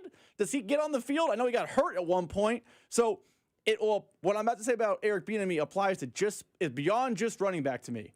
If you're telling me what Nate Taylor's reporting in the past that Matt Nagy didn't do a good job of developing young players, then whoever you draft, running back, wide receiver, whomever, I want to see them hit the ground running. I don't want to see a learning curve. If you're bringing in Eric Bieniemy and his main job is to accountability, fix the run game and develop young players, which I could point to young players in his tenure in the first stint in Kansas City that he did develop, and Kyle Monungai was in that same vein. If that's the case, I want to see some fruits of the draft. If they sign DeAndre Swift and draft Emmett Johnson, just for your analogy, do you know what I want to see? I want to see Emmett Johnson, the Nebraska kid, take the job from DeAndre Swift in week 8 or 9 because they have developed a young player. If they draft Carnell Tate in the first round, you know what I want to see? I want to see him be wide receiver 1 by week 15 because he's just better than Rasheed Rice. I don't want to see, hey, these rookies, it's all just a learning curve. No. I was told Matt Nagy wasn't good enough at developing rookies. You brought this guy in, he's be better at doing it than he was. I don't really need, and I think you and I are on the same page. I don't want to paint it like I'm disagreeing with you. I would just like for the Chiefs to have what other teams have. Like when I watched Detroit, they had a 1-2 punch where both guys are capable. Like David Montgomery could be a very productive running back in the league, but you share that responsibility with Jahmyr Gibbs. When you look at Chicago, Kamanunga had a very good season. DeAndre Swift had a very good season. Now Seattle, before the injury to Zach Charbonnet, you had the exact same thing. I don't know why that's not allowed in Kansas City, where they just have 2 running backs that we like, 2 running backs that we trust. 2 running backs that you feel comfortable to give 15 carries to, 2 home run hitters, 2 guys that can make plays. It's not like this is outlawed in the NFL. I'd like for them to develop that next season. So this offseason, it's not about taking one swing at running back. It's not about just going to spend a second-round pick and, oh, we did it. No, it's about spending resources to build up that room the same way that they have tried to build up every other room. They've tried to build up, like, they've spent more resources on backup tight end over the last couple of seasons than they've spent at running back. It just doesn't really make a whole lot of sense to me. I want to play this audio, and I want to ask you guys this question, 913-586-7965. Maybe there is a team that I am forgetting. But the Royals winning the World Series in 2015 is actually really crazy. Like when you think about it, think about who the Royals were for a majority of us. Now, I wasn't around in 1985. I wasn't around for then. But for a majority of us, the Royals were bad for most of our lives. And then one day we woke up and they were amazing. Kind of like Indiana. 8. He's going to take off and run. Mendoza weaves his way first and goal. Diving toward the end zone. Touchdown! That's why he won the Heisman Trophy. I was really trying to think of this yesterday, and I don't have the answer. And you guys are really good at having the answer. Is Indiana the most improbable champion we've seen since the Royals in 2015? There is not an NFL team that has won the Super Bowl that you have just been completely stunned by at the end of the season. Like, no one is stunned that the Rams a couple of years ago went to the Super Bowl or that Tom Brady was guiding his team to a Super Bowl.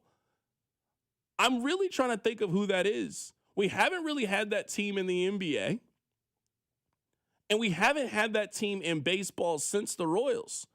I really think Indiana is the most, I can't believe they did this since the Royals went to the World Series in 2014 and won the World Series in 2015. Is there another team you could think about? Someone made this point to me yesterday on Twitter, and it's a really, really good point. I wish I remember who they were to give them credit.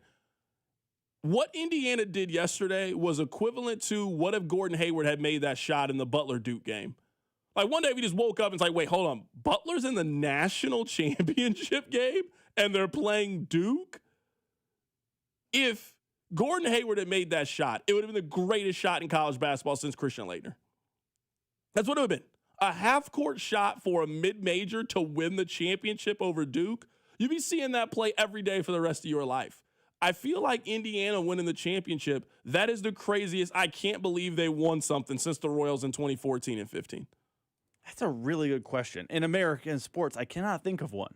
Because, since the Royals, the, Sister Jean Loyola team went to the Final Four, but they lost in the Final Four. They did not cash the national title ticket. That's where you see most your upsets. I don't know that Nick Foles' Eagles counts in that vein because the Eagles were the 1 seed with Carson Wentz. It wasn't like, oh man, this out of nowhere. They were the 1 seed.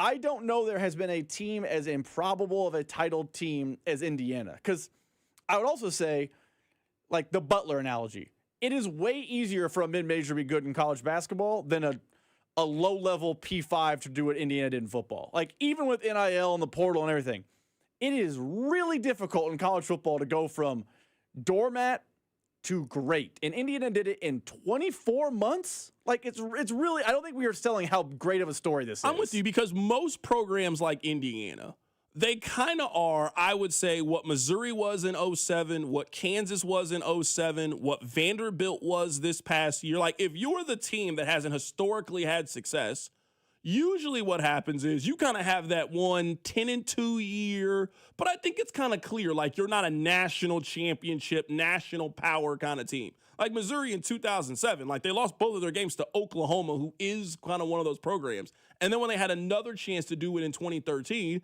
they lost to Auburn, who is, at that time, felt like they were a national power, certainly have had more success nationally, historically, than Missouri has.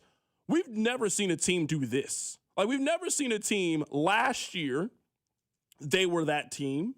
The 10-2, 11-2, I think they got there largely because of the schedule. And then this year, it was they're the best team in college football. Like, when was the last time we had one of those kind of teams where, like, the best team in college football wasn't Ohio State, Michigan, Nebraska, where it was just like BYU? BYU won a championship? Does Clemson count? I guess they were good before our lifetime, but, like, Clemson kind of popped up out of nowhere, but they had a little history of success. Someone just sent this in. This is the craziest football run since the Rams in 1999. That's a really good one. That's a really good one. That Rams team came out of nowhere. Absolutely out of nowhere. But I will say, and maybe with hindsight, we'll look at Indiana differently. We now look at that Rams team, we're like, well, we should have seen it. They had a Hall of Fame coach, a Hall of Fame quarterback, 2 probably Hall of Fame wide receivers. I know Torrey Holt isn't in yet. Like, I think we look back at that Rams team at the time, we're like, where'd this come from? And now with hindsight, we're like, how did we not see it coming? It's an all-star offense. Yeah, for sure. But I think it's more just this quarterback just appeared out of nowhere and was amazing. I mean, Mendoza had 30 touchdown passes in his career coming into this season. Rob, he had 41 this year. He had 41 this year. There was no reason to think that Mendoza was this. Like, you want to talk about a guy that none of us knew who he was, and then a year later, he is the number 1 overall pick in the NFL draft and is the Heisman Trophy winner this past season. Like, you want to talk about an incredible run. Like, I don't think he's Cam Newton. I don't think he's Joe Burrow, and we could certainly find examples. This is one of the greatest one-year single seasons in college football in a very, very long time. We're not going to talk about him like he's Vince Young. We're not going to talk about him like that, but just what Mendoza just did and the kind of run that they went on and carrying that program to a national championship, we're going to be talking about it for a very, very long time. Earlier on the show today, we had Colin Klein join us. He is the new head coach at K-State. We'll play the best of it next. Keep it right here, so drive. The Drive with Carrington Harrison on your home for Kansas City sports. 96.5, The Fan. Never have I ever called my sister from the finish line of my first marathon. Hello? You won't believe where I am. Are you running? Mile 26. I'm gonna make it. Switch to T-Mobile's 55 Plus plan and get iPhone 16e with its advanced camera system on us. Plus, 2 lines for just $30 a line. Guys, I can't believe it. I knew you could do it, babe. That was amazing. Mom, how do you feel? I feel great. I can't feel my feet. Let's take a picture, and then you may carry me to the car. Share every stride, every mile, every memory on America's best network. Switch to T-Mobile's 55 Plus plan and get iPhone 16e on us and 2 lines for just $30 a line. With 24 monthly bill credits and 2 eligible port-ins on Essentials 55 Plus for well-qualified customers with autopay plus taxes, fees, and $35 device connection charge. Credits end and balance due if you pay off early or cancel. Contact us. Finance agreement 128 gigabytes, $599.99 required. Best mobile network in the U.S. based on analysis by Ookla of Speed Test Intelligence Data 1H 2025. Visit T-Mobile.com. What's up, everybody? Nick Costos here with the Sports Betting Minute, brought to you by BetMGM. Make it legendary. Please gamble responsibly. This year's college football season in the books. Let's take a look at the odds to win next year's national championship. And yes, this is very early. Ohio State and Notre Dame are your co-favorites, followed by Indiana, this year's champion, Texas, Oregon, and Georgia, LSU, Texas A&M, and Texas Tech from there. And if I had to look at one school right now, I would look at Texas. Texas returns its star quarterback. Got a star wide receiver in the portal, 2 awesome running backs in the portal. I think Texas is going to have a great offense this year, so Texas would be the team I'd look at early to win next year in college football. That's it for this Sports Betting Minute, brought to you by BetMGM. Download the BetMGM app today, and please gamble responsibly. BetMGM and GameSense remind you to play responsibly. See BetMGM.com for terms. 21 plus only. Kansas only. Please gamble responsibly. Gambling problem? Call 1-800-GAMBLER in partnership with Kansas Crossing Casino and Hotel. That's another amazing run by Team USA. Mom, think I'll be on Team USA one day? Well, I'll take this one. what? Are you speaking to us? Yes, and to answer your question, anything's possible, especially with Xfinity.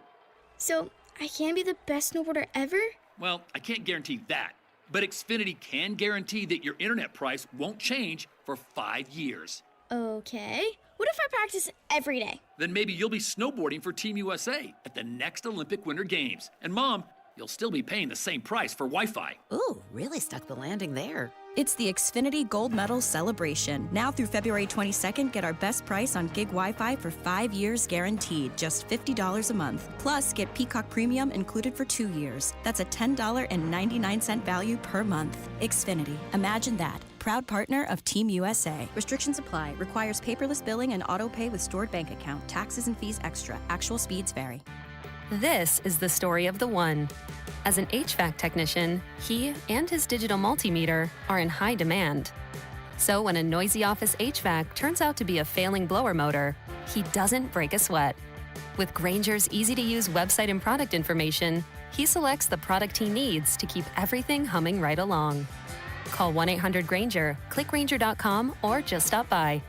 Grainger, for the ones who get it done.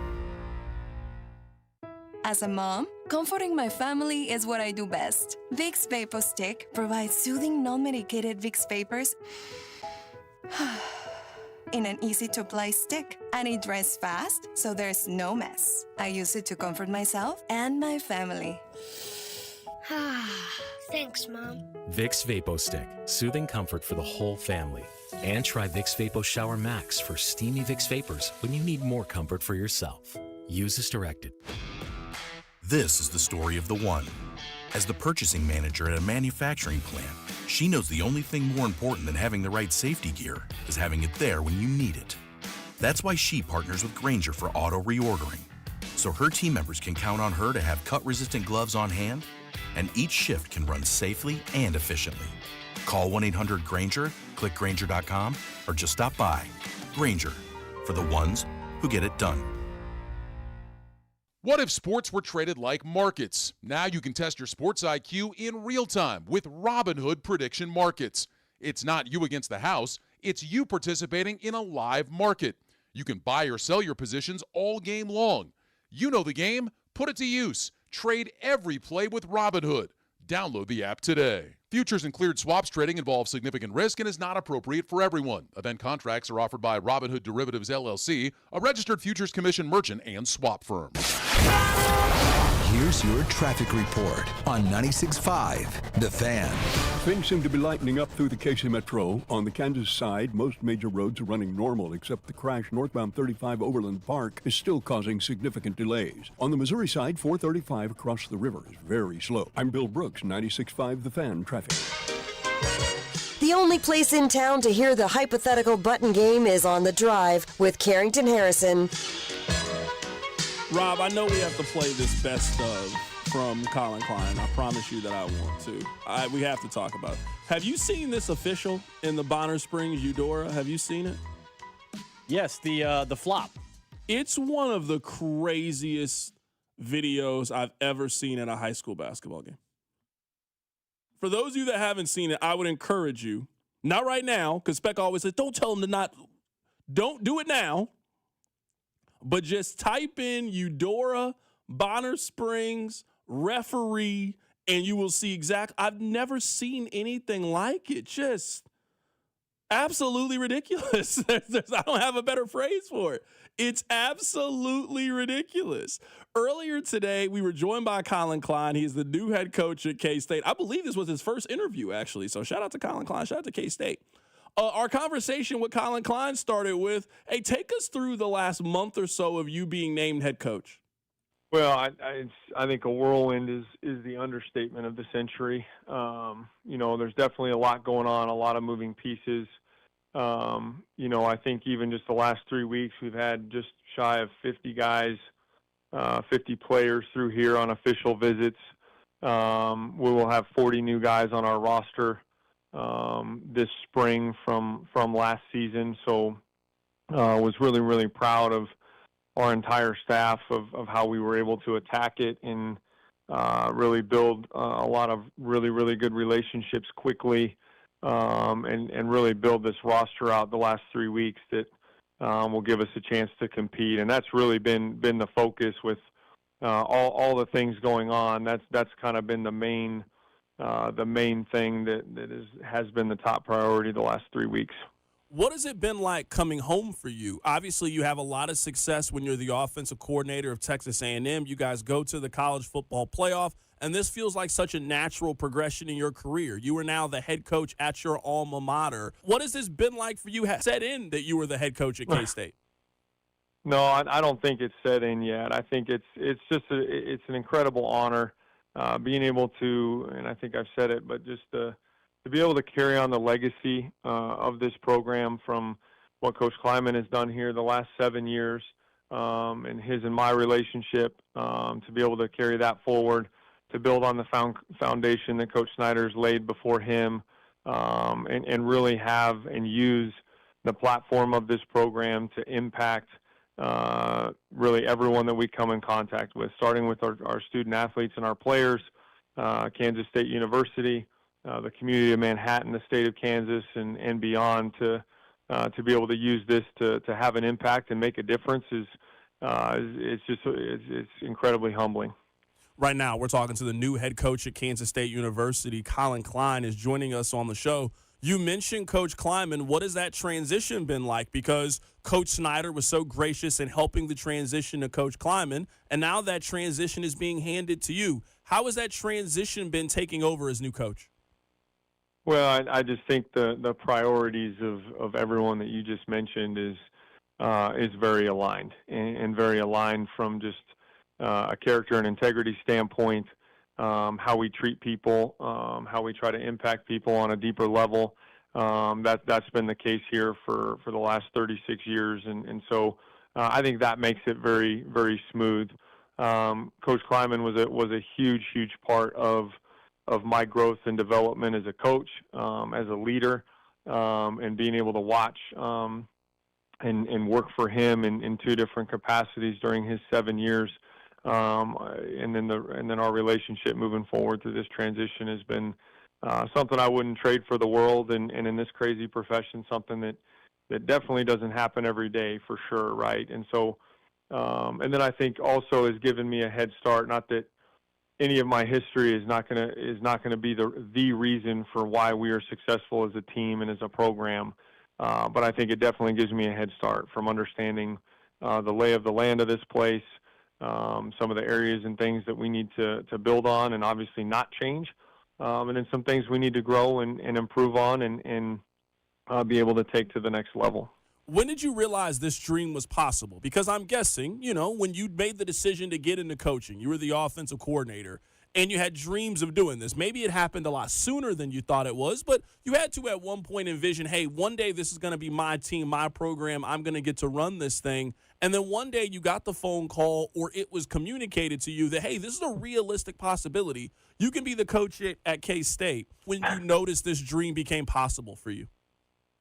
Well, I think a huge part of that for me is my faith journey and just the foundation and lens of how I look at life and how I've looked at this profession since we got into it, and truly realizing just how small each one of us are, and how little control we have on some of these things, and understanding that it's been wired into me from Coach Snyder from the very, very beginning that every single day I'm going to do the best that I possibly can do at everything that I do. I want to crush every opportunity that I get, maximize every opportunity that God blesses me with, and I'm going to make sure that I'm better than I was yesterday. And you just do that over and over and over again, and the future is going to take care of itself. And while this place is very, very special to me, and when I got into coaching, it would have been a dream to be the head coach here. You also have to lay that part of it down too, and be like, listen, like, that may not be in the Lord's plan. The timing may not be right. 1,000 other things may happen that keep that from happening, and that's okay. I'm going to grow and develop and to be the very, very best version of myself that I can possibly be, the best leader that I can possibly be. And then for my love and care for Kansas State too, is like, I want them to have the right guy and what's best for them.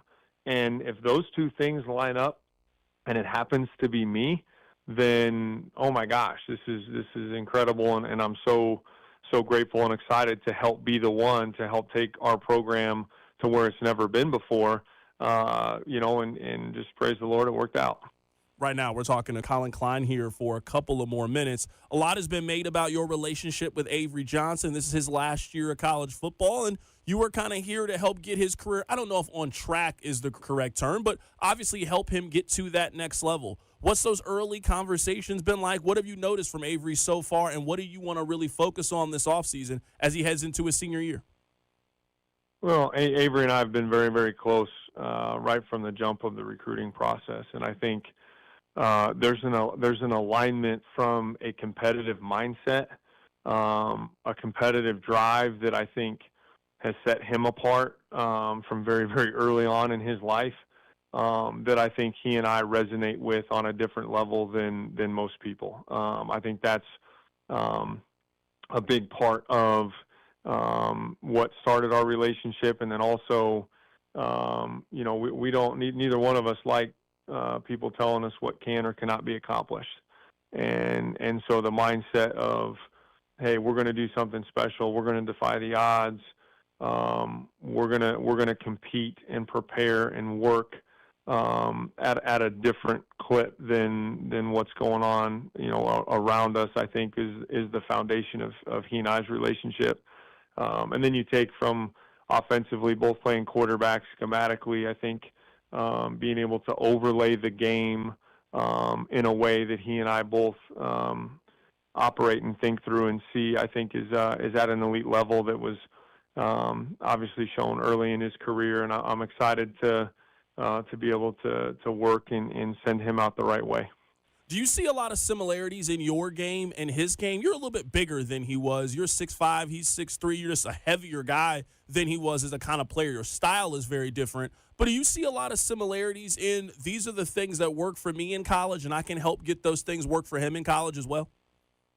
Man, I'd have killed to run 23 miles an hour. What are we talking about? No, obviously it's different styles. The timing is different a little bit too, just from a makeup of the team, offensively, skill sets of the situation and all of those things. But I think being a true dual threat quarterback that hold people accountable both ways, with his legs and his arm, I think are elite. I think. To be honest with you, though, and I tell people this, I think what sets Avery apart that's different is everyone sees how fast he is. Everyone sees the physical arm talent, but I really think his makeup is elite. I think his level of composure, his processing power, I think are really, really good. And so, I think there's a lot of similarities. I mean, but obviously different styles. That was the head coach at Kansas State University, Colin Klein, joined us earlier in the show. If you missed any part of it, be sure to check it out on the podcast page. We have a handful of stories that I want to share with you before we get to the hits. It sounds like the owners, they have had enough in baseball, and they are going to push for a salary cap. We'll discuss it. Keep it right here. It's The Drive. The Drive with Carrington Harrison on your home for Chiefs football. 96.5, The Fan. Here's your traffic report on 96.5, The Fan. Things seem to be lightening up through the KC Metro. On the Kansas side, most major roads are running normal, except the crash northbound 35 Overland Park is still causing significant delays. On the Missouri side, 435 across the river is very slow. I'm Bill Brooks, 96.5 The Fan traffic. Start the new year by moving, not hurting. If joint pain's holding you back, then listen up. There's a way to get real relief without surgery, without downtime, and without putting your life on pause. QC Kinetics delivers regenerative treatments that actually help your body repair the areas causing you pain. Those achy knees, hips, shoulders, your back, wherever it hurts. Instead of facing an invasive operation that sidelines you for months, these treatments happen right in the office and you go about your day. Skip the 3 to 6 months of recovery. Skip the pain. Skip the invasive surgery. Imagine this instead. You're moving stronger and better and planning the year you want. Game-changing regenerative treatments from QC Kinetics. January is supposed to be your clean slate, so make it one. Stop managing the pain and start solving it with QC Kinetics. Call now for your free consultation. 816-412-6299. That's 816-412-6299. Off 435 in State Line and in Gladstone, it's QC Kinetics. Hey, hockey fans. Now with BetMGM, you can win a share of $10,000 in bonus bets when your anytime goal scorer nets 3. Enter BetMGM's Hat Trick Jackpot all season long for your chance to win some major bonus bets. It's easy. Just log in and opt into the promotion. Then make an anytime score bet on any hockey game of at least $10. If your player of choice scores 3 goals instead of just 1, you'll win your share of the $10K in bonus bets. There's nothing quite like watching a game with a hat trick, especially when it means you can win a share of $10,000 in bonus bets. Ready to shoot your shot? Download the app today. BetMGM. Make it legendary. BetMGM and GameSense remind you to play responsibly. Gambling problem? Call 1-800-GAMBLER. See BetMGM.com for terms. 21 plus only. Kansas only. Existing customer offer. Subject to eligibility requirements. Rewards or bonus bets that expire in 7 days. Please gamble responsibly. In partnership with Kansas Crossing Casino and Hotel. Wesley Financial Group is not a law firm. Do you feel embarrassed, trapped, maybe even ashamed just because you own a timeshare? Well, I'm here to tell you you're not alone. Chuck McDowell here, the timeshare cancellation guy. I get over 3,000 complaints a week from all kinds of folks that feel the same way you do. Honest people, teachers, veterans, grandparents, all losing sleep over a timeshare they can't get rid of. That's why 15 years ago, I founded Wesley Financial Group to help people take their lives back. Today, I run Wesley with my 2 sons, a real family business, treating every client and every employee like we would want our own family to be treated. That mindset has helped us cancel over 50,000 timeshares from people just like you. So if you're stuck in a timeshare, give us a call. Let our family help your family. Call Wesley now for your free timeshare exit kit. 800-261-3377. 800-261-3377. 800-261-3377. I'm worth more. I'm worth more. I'm worth a lot more. And I completely agree. That's why I'll pay more for your car at GiveMeTheVin.com. That's the name of our new campaign. I'm worth more. You are worth more, and your car's worth more. And that's why I will pay more. And remember, if I don't beat the price on a CarMax or a Carvana deal, I'll pay you $100 at GiveMeTheVin.com. Sell us your car. GiveMeTheVin.com.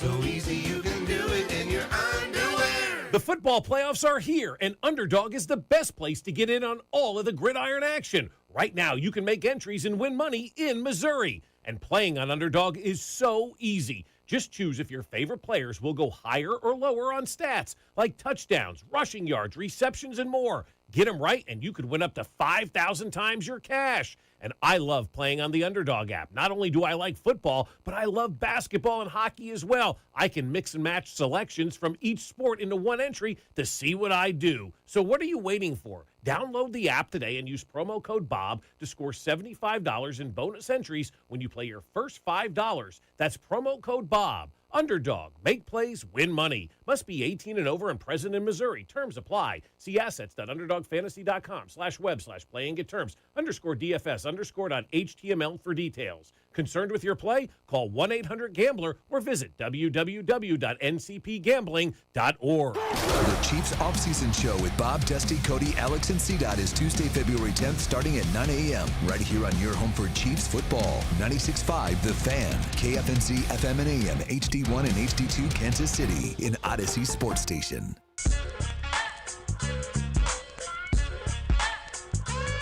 All right. Congratulations on getting through your 9 to 5. We have one serious audio clip to play. We have one unserious audio clip to play. And we also have this news to react to. This is from, it's Evan Drylich. Is that how you pronounce his name? So he is one of the top baseball writers for The Athletic. Owners will push for a salary cap in wake of the Kyle Turner signing with the Los Angeles Dodgers. Quote, this is a 100% certainty. The owners are going to go for a salary cap no matter what it takes. So that is what baseball people are saying. I am in favor of a salary cap. Now, I'm all for make as much money as you can. But basketball has a salary cap. The NFL has a salary cap. There has to be a better structure in the game of baseball than what we currently have. Every team can sign every free agent in the NBA. Every team can sign every free agent in the NFL. That is not the financial structure that we currently have in baseball. So I'm not just in favor of a salary cap for a ceiling. I'm also in favor of a salary floor. You shouldn't be allowed to field a roster that the combined payroll for the team is $32 million. No, if you're going to tell the Dodgers that they can't spend X amount of money, you also need to tell the Oakland A's or whatever city they're in right now, you need to tell them that they need to spend a set amount of money as well. So I'm for it on both sides. Let's raise the floor of this thing. Let's also bring down the ceiling and just give more teams more of a chance to go sign these players. You shouldn't be able to pay a guy $3.75 while he's in the league and then pay him on the back end for the next 50 years. No, you shouldn't be allowed to structure contracts that way. So if you were telling me that the other owners are sick of it and hate what the Dodgers are doing and really want to do something that would help everybody, then I'm all for it. So I am for a salary cap. And I'm usually as pro players as possible. And a salary cap is usually not good for the players. Baseball spending needs to be reined in a little bit, so I am in favor of it. So that is one thing that I want to play. Rob, I'll let you pick. Do you want the serious thing first or the unserious thing first? Let's stay in our serious lane, then we can pivot. All right, this is the owner of the New England Patriots, Robert Kraft. Here is he talking about expanding the NFL regular season to 18 games. I want to tell you guys, though, we're going to push like the dickens now to make international more important with us. Every team will go to 18-2, and eliminate one of the preseason games. And every team every year will play one game overseas. And part of the reason is so we can continue to grow the cap and keep our labor happy, because we're sort of getting near the top here, with the coverage. 93 of the top 100 programs on television are NFL games. Right. Think about that. It's really amazing. And you look at the size of our crowds versus the other sports, and it's really, and we had that Amazon game on Thursday couple of weeks ago, 31 million people streamed. And so as long as we can keep growing revenue, we can keep long-term labor peace. I'm going to complain less about the NFL in 2026. That is a goal of mine. That is something that I'm striving to do. This is not good for the quality of football. I understand that they would make more money. I understand that we will watch it and that we will gamble on it and you'll play fantasy football. We didn't need to expand to 17 games, and we saw in some instances, and more times than not, those last couple of weeks of the season, there's one or two games that matter, but it's a lot of teams that are eliminated. It's a lot of teams that are beat up, and that's, to me, not the ending that you want the regular season to have. We're now talking about adding another week of that. Could you imagine if you had spent 4 weeks of watching meaningless Chiefs games? Because that's going to be a reality for a quarter of the league, 30% of the league. I mean, I know this is going to happen, and I know my opinion doesn't matter on this, but just this is such a selfish and greedy strategy. We do not need more regular season games in the NFL. We don't need more international games in the NFL. The regular season was just fine the way that it is. You guys make certainly enough money. You make money from Amazon and Netflix and CBS, and all of these people pay you an insane amount of money. Why we're making decisions that continue to water down and dilute the product for the basis of you guys making even more money is just, okay. Let's move on. I don't want to spend any more time. That conversation. I don't know how you could watch the NFL in 2025 and then come to the conclusion, you know what we could use? More regular season games. I don't know how you could come to that conclusion if you watch and follow the league. Especially as a fan. I get it if you're the one making the money, and it's easy for Robert Kraft to say he ain't tackling anybody. He's not being tackled by anybody. So it's such a bad idea, but they're going to do what they're going to do. So, okay. I apologize for interrupting. No, you're good. Go ahead. Him saying they're doing it to keep labor peace is also kind of gross. Okay. The only way to make the players happy is to make them play more. That's the only path we got. We need them on the field more, and we need them in London more often. And I promise if we do that, everyone's going to be happier. I'm sure. I have no doubt. Yeah. Someone on the text line says, see that I could go for a meaningless Chiefs game right about now. What if we expanded the rosters to help with players and fatigue? No, the Chiefs had a chance to play meaningful games. They squandered it.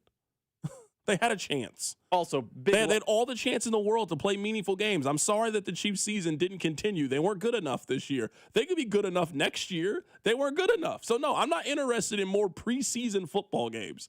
They're talking about not having preseason on the front end. We had a lot of preseason games at the end of the year. We had an abundance of them. That Netflix package that they sold them, if I was Netflix, I'd ask for a refund is what I would ask for. Netflix got the short end of the stick. I also think, I'm not trying to fight the texter, you could not go for more meaningless football right now from the Chiefs. No one watched Week 18 between Chris Oladokun and I forget who started for the Raiders. I don't need no more Chris Oladokun stars. Y'all can have it. I don't want it. You're telling me people want I don't more, want no parts of it. More Minshew against the Titans would really, scratch an itch right now? Come on, stop it. Yeah, you just got to watch a movie, bro. You got to find new hobbies. You got to watch that new Game of Thrones show. You got to watch The Pit. You got to watch something else. All right, we'll get to very serious things in the hits, but I got to play this for you. Rob, is this our first news story of the year? I think it's our first audio news story. Okay, all right. This is our first news story of the year. We got to keep track of this. Listen to this. Southwest Airlines passengers were forced to attend an in-flight wedding, after which they filed a collective complaint against the airline. Last weekend, a couple decided to get married at 30,000 feet. They informed the flight attendants ahead of time, but no notice was given to the other passengers. Whether they wanted to or not, everyone on board became part of the event. Southwest said it is the airline of love and was happy to help make the wedding happen. But during the ceremony, passengers were told they could not use the restroom. Many said they had to hold it in and sit through the entire wedding, feeling very uncomfortable. After the couple kissed, the bride threw her bouquet into the aisle. Then a guest book was passed around for people to sign. Many people expressed online that they tried to put themselves in the shoes of the other passengers, saying that being a wedding hostage on a plane was simply insane. Some people disagreed and said any event is better than nothing because flights are boring. But others replied that watching a wedding where, no one is also boring. If you were a normal passenger on that flight, how would you feel? I know one thing. If I got to sit there through this, I need 2 drink tickets. That's what I need. I need 2 drink tickets. I did not sign up for this. This is not part of, when I bought a ticket, I did not buy a ticket with the expectation that we were having a wedding in the middle of the aisle. I did not sign up for this. I don't really need the flight to provide the excitement. I provide the excitement. That's why I bought these wireless headphones. That's why I charge my phone. That's why I brought the Nintendo Switch. I do not need Southwest to provide the entertainment. I'm not interested in your entertainment. I have provided my own entertainment for this flight. I'm good. I don't care what you got going on. In fact, leave me alone. I'm here to listen to Drake and mind my own business. That's it. I'm here to listen to Drake and get to my destination safely. I'm not here for anything else.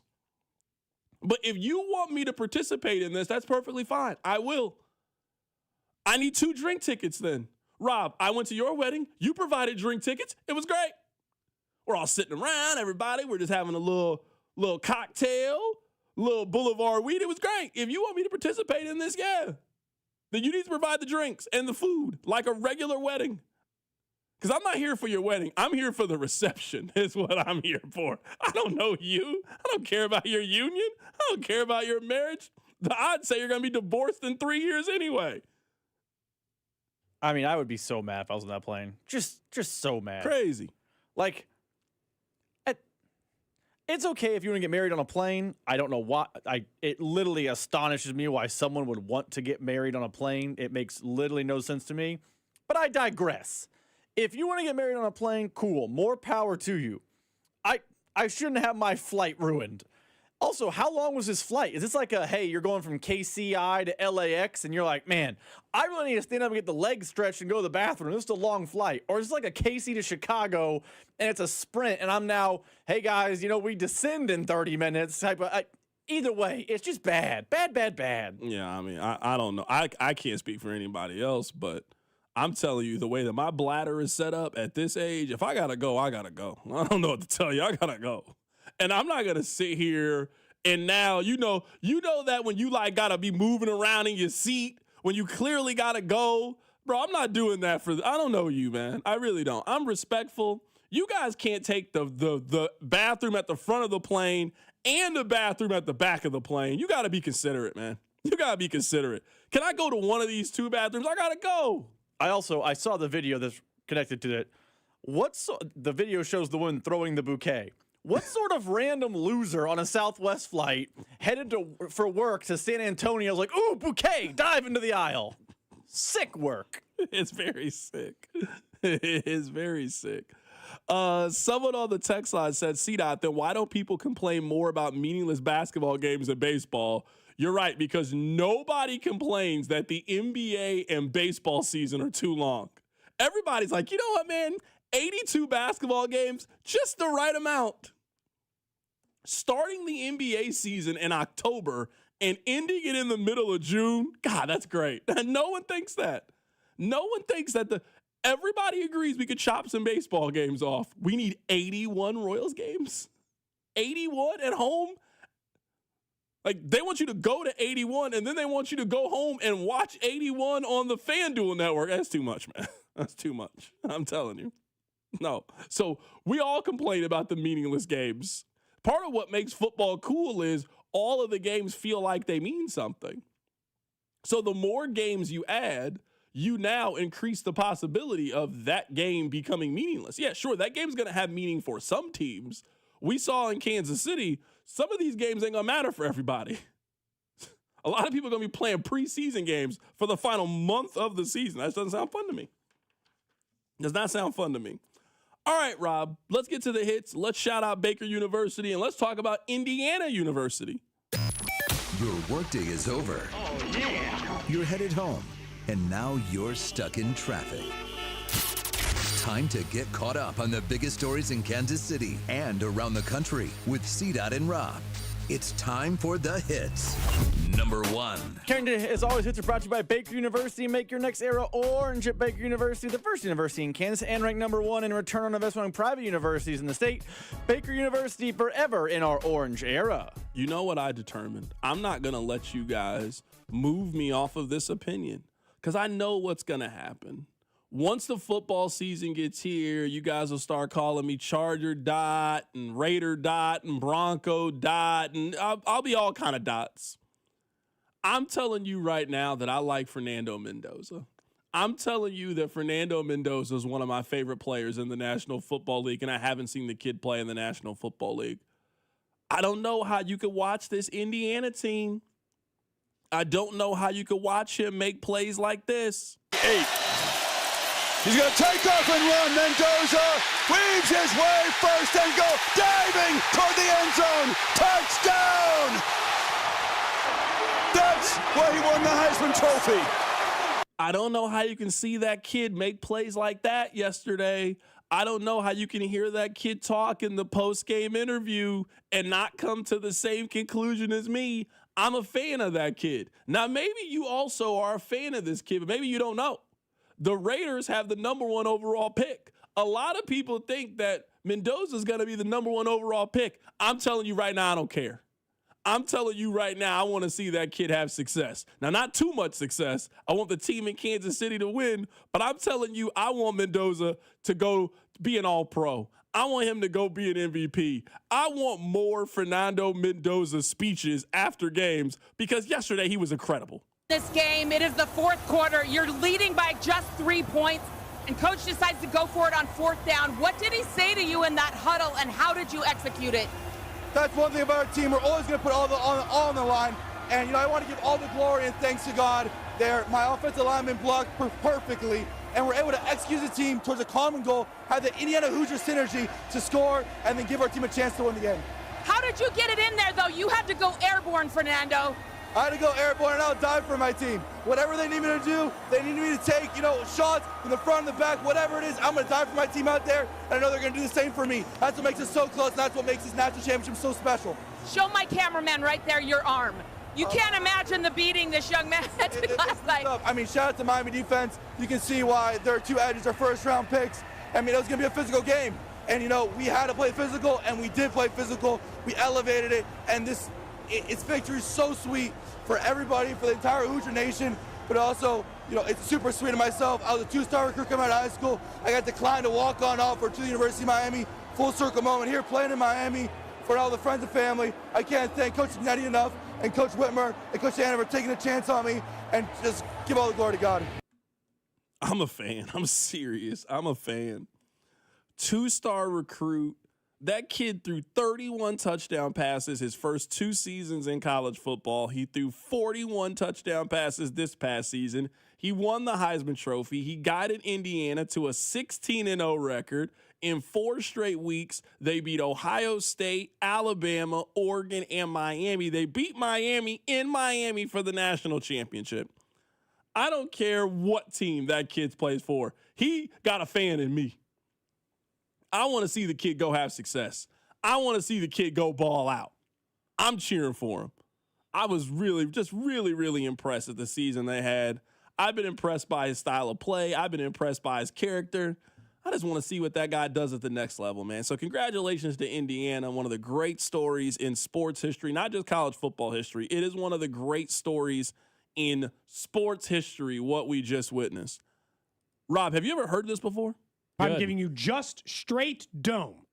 You heard that before? That is the first time I've heard that. I don't know why you played that. Yo, what's going on the midday show? I don't know why that was cutting in the system. I'm just asking, what's going on the midday show? Can you answer? Your management, can you ask me why they're talking like this on the midday show? I'm giving you just straight dome. Okay. I got no idea. All right. Let's move on to hit number 2. Number 2. That's a wild clip. That's a wild clip. Why would you even say that? What's the context of you saying that? Is it about the stadium? I don't know what it is. It's an odd sentence. It's insane is what it is. It's out of pocket is what it is. Carrington, we only got a couple minutes left in this segment, so let's talk more about the national championship game. Outside of your love for... let's talk about your Kansas Jayhawks. You let's make that the next hit. And then we'll talk about Rasheed Rice in the next segment. That's what we'll do. Bill Self will not coach tonight for the Kansas Jayhawks. I don't want to talk about that. Let me ask you the questions here for the hits. Fade the music down. Question number 1. Are you worried today? I asked the question because KU has played 5 games in the Big 12. They have won the 3 home games. They've lost the 2 road games. They got K-State coming up on Saturday. Now, I don't think K-State is good. You don't think K-State is good. Willie the Wildcat doesn't think that K-State is good. Ronaldo Blackman, Mitch Richmond, Michael Beasley, Jacob Pullen thinks this team stinks. Everybody agrees this K-State team stinks, but it's a rivalry game. This is their Super Bowl. You know that building going to be loud. They're going to be rocking. You could absolutely lose. KU could absolutely lose on Saturday at K-State. 100% they could lose. Are you worried about tonight? Bill's not there. Weird tip You're going time. on the road. You know Colorado's one of those places that's always kind of been a house of horrors for KU. How are you feeling heading into this matchup? You guys got a lot of positive momentum last week when you won your 2 home games. Now you got to leave the friendly confines of Allen Fieldhouse. How are you feeling about your squad? KU only a 3.5-point favorite, according to FanDuel right now. I'm pretty confident about tonight. We'll have time over the course of the week to talk about Saturday, which is the last game of the season for K-State, actually. That's pretty cool. Their season ends in January. Is there any other reason to talk K-State basketball following Saturday? We might not talk about them until they get a new head coach. We might have a ban. We got to ban K-State basketball from this show. Just keep being bad enough to stay off the show during the Big 12 tournament, too. That's also part of the plan. But, like, there's always worry about a rivalry game, the whole thing on Saturday.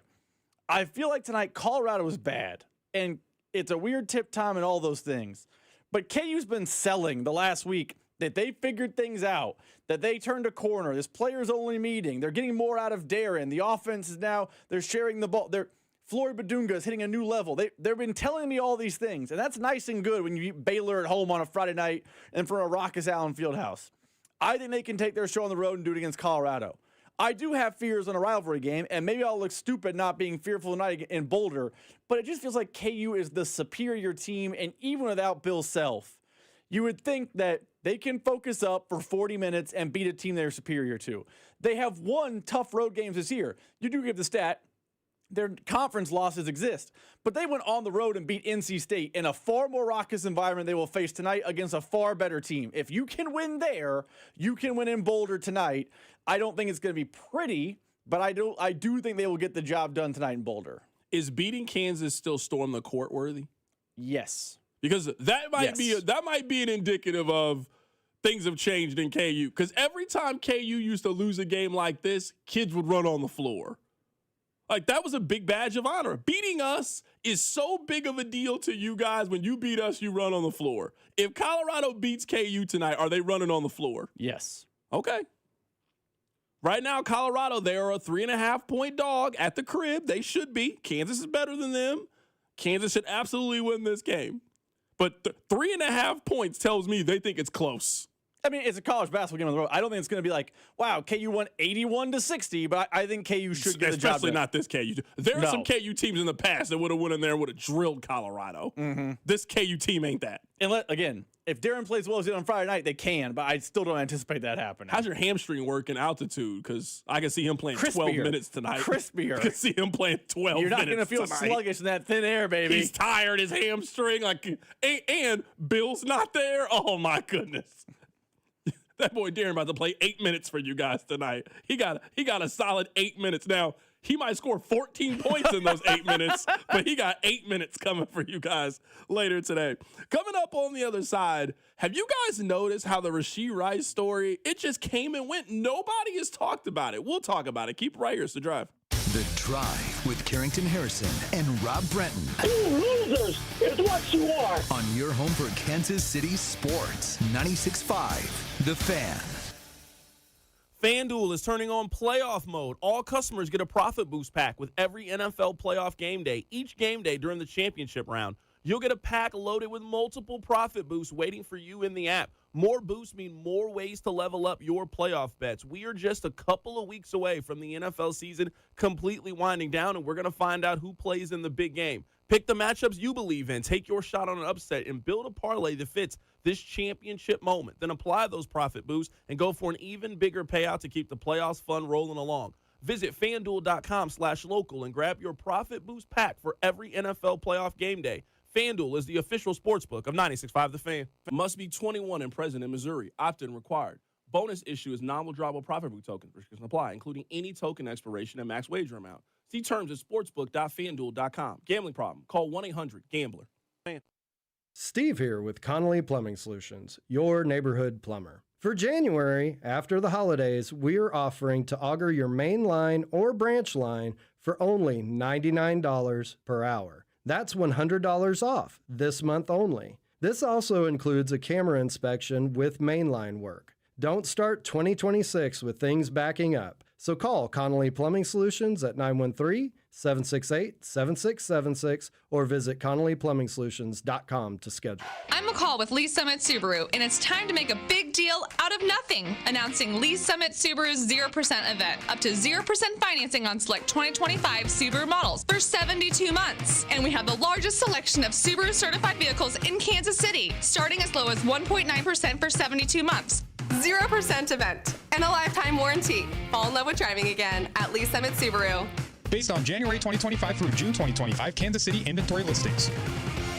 Escape to your new coastal seafood paradise. Introducing Aqua Pennies, where the freshest seafood, a full-service raw bar, prime steaks and chops, exquisite handcrafted cocktails, and a one-of-a-kind atmosphere come together in perfect harmony. Aqua Pennies is now open in Park Place, Leawood. Don't miss out. Experience something truly different. Tantalize your taste buds and elevate your evening out. To learn more, go to aquapennies.com. Coast into Aqua Pennies, now open for lunch. What's up, guys? It's Drew. Listen up. It's 2026, and this is going to be your best year yet when it comes to sex. You know why?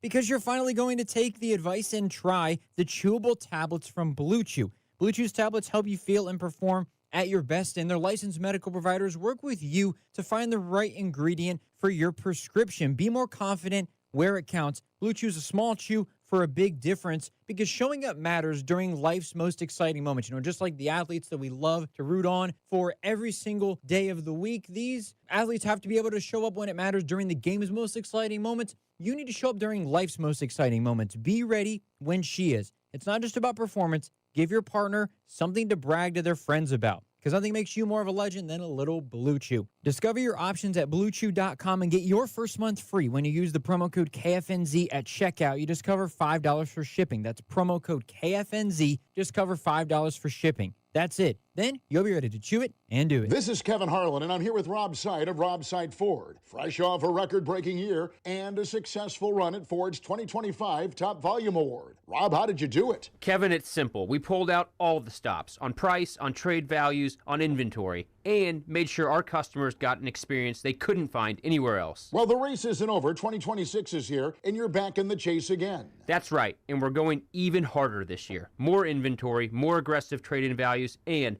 a buying experience other dealers just can't match. Well, you're not just talking, you've got the receipts. Kansas City's only top-rated Ford dealer on Google, 4.8 stars with nearly 3,000 reviews. Voted best car dealership in Kansas City by KC Magazine. The recognition matters, but what actually matters is how you feel when you call or visit Rob Seid Ford. Inventory, value, transparency, and no pressure. That's why people keep coming back. Come see us at 135th and State Line or visit us online at robsight.com. Rob Seid Ford. Buy right. Drive happy. I'm Bob Burke, founder and chairman of Burke America Parts Group, a family of brands that includes RepairClinic.com, an appliance and HVAC parts solution company that's grown into an international brand.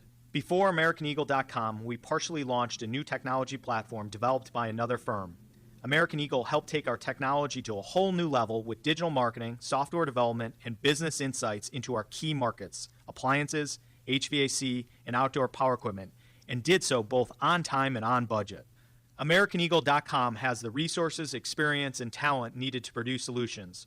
Our new technology platform, developed by AmericanEagle.com, has produced tremendous results with higher traffic, conversion, engagement, and online revenue. If you have any home repairs you need to take care of, check us out at RepairClinic.com. If you need a world-class website or technology project, then I would highly recommend AmericanEagle.com. Call AmericanEagle.com at 773-NETWORK. That's AmericanEagle.com, 773-NETWORK. Anthony Plumbing, Heating, Cooling, and Electric. Visit AnthonyPHC.com today.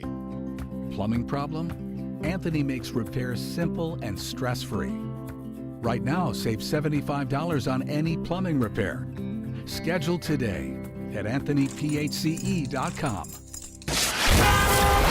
Here's your traffic report on 96.5 The Fan.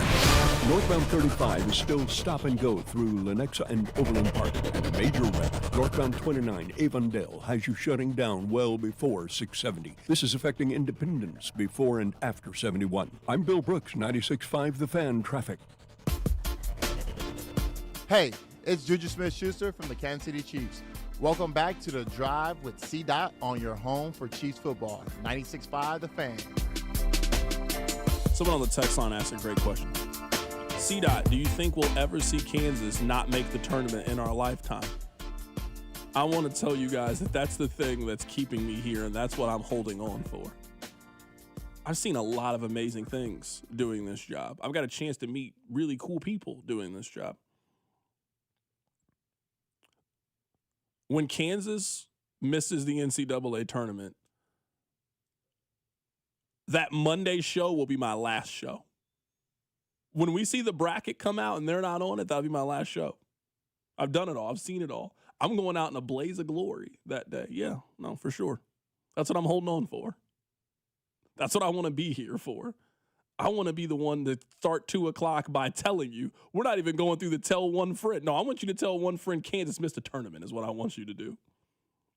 What happens that first? Gives me the motivation every day to keep going. What happens first? They missed the tournament or Mizzou makes the Final Four? That's a legitimate question. That wasn't the question on the text line. Why are you throwing Missouri into this? That's not what the man asked. My job is to take content from the text line and expand. Also, not an Missouri insult. 2 things that seem unlikely. There was no Which is reason going for to happen first?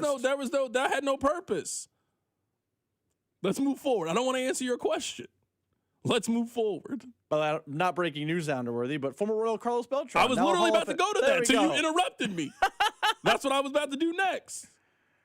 2 players have been named into the Baseball Hall of Fame. Carlos Beltran has been named into the Hall of Fame. And then next is Andrew Jones. Andrew Jones, I don't know why he wasn't in there before. He's one of the best defensive players in the history of baseball. Neither here nor there. They both are in. Chase Utley almost made it. He was on the looking end. Somebody actually voted for Alex Gordon. He got a vote for the Hall of Fame. He just got 1 singular vote, so he's got a long way to go to get to the 300 you need to get there. But, every year you just add a couple more votes. Maybe Alex Gordon will be there. But those are the 2 guys. The only takeaway that I have is Carlos Beltran's a cheater. He is a cheater. He is wrapped in the middle of a cheating scandal. If we are now letting cheaters into the Hall of Fame, that's fine. I don't have no problems with that. If we're letting guys who circumvented the rules of baseball for their own success into the Hall of Fame, that's great. You cannot explain to me then why you would vote for Carlos Beltran and not vote for A-Rod. You cannot then explain to me why you would vote for Carlos Beltran but then not vote for Kurt Schilling. Why you would vote for him but not vote for Barry Bonds. Why you would not vote for Mark McGwire. Why you would not vote for all these other individuals. So if we're cool letting Carlos Beltran in the Hall of Fame, I got no problem with that. But that man is a cheater. He was in the middle of it. He got fired from a job. He was supposed to be the manager of the Mets. He got fired from the manager of the Mets because he was wrapped up in a cheating scandal. Since when did we start letting cheaters into the Hall of Fame? So let's let them all in then. Also, Andy Pettitte just barely missed, which makes you think Andy Pettitte will get into the Hall of Fame. You know what Andy Pettitte got popped for? Cheating. We just can't selectively pick and choose who can make it and who can't make it, who was a cheater, who wasn't a cheater. David Ortiz was on the same list that Manny Ramirez is. Why is David Ortiz in the Hall of Fame, but Manny Ramirez is not?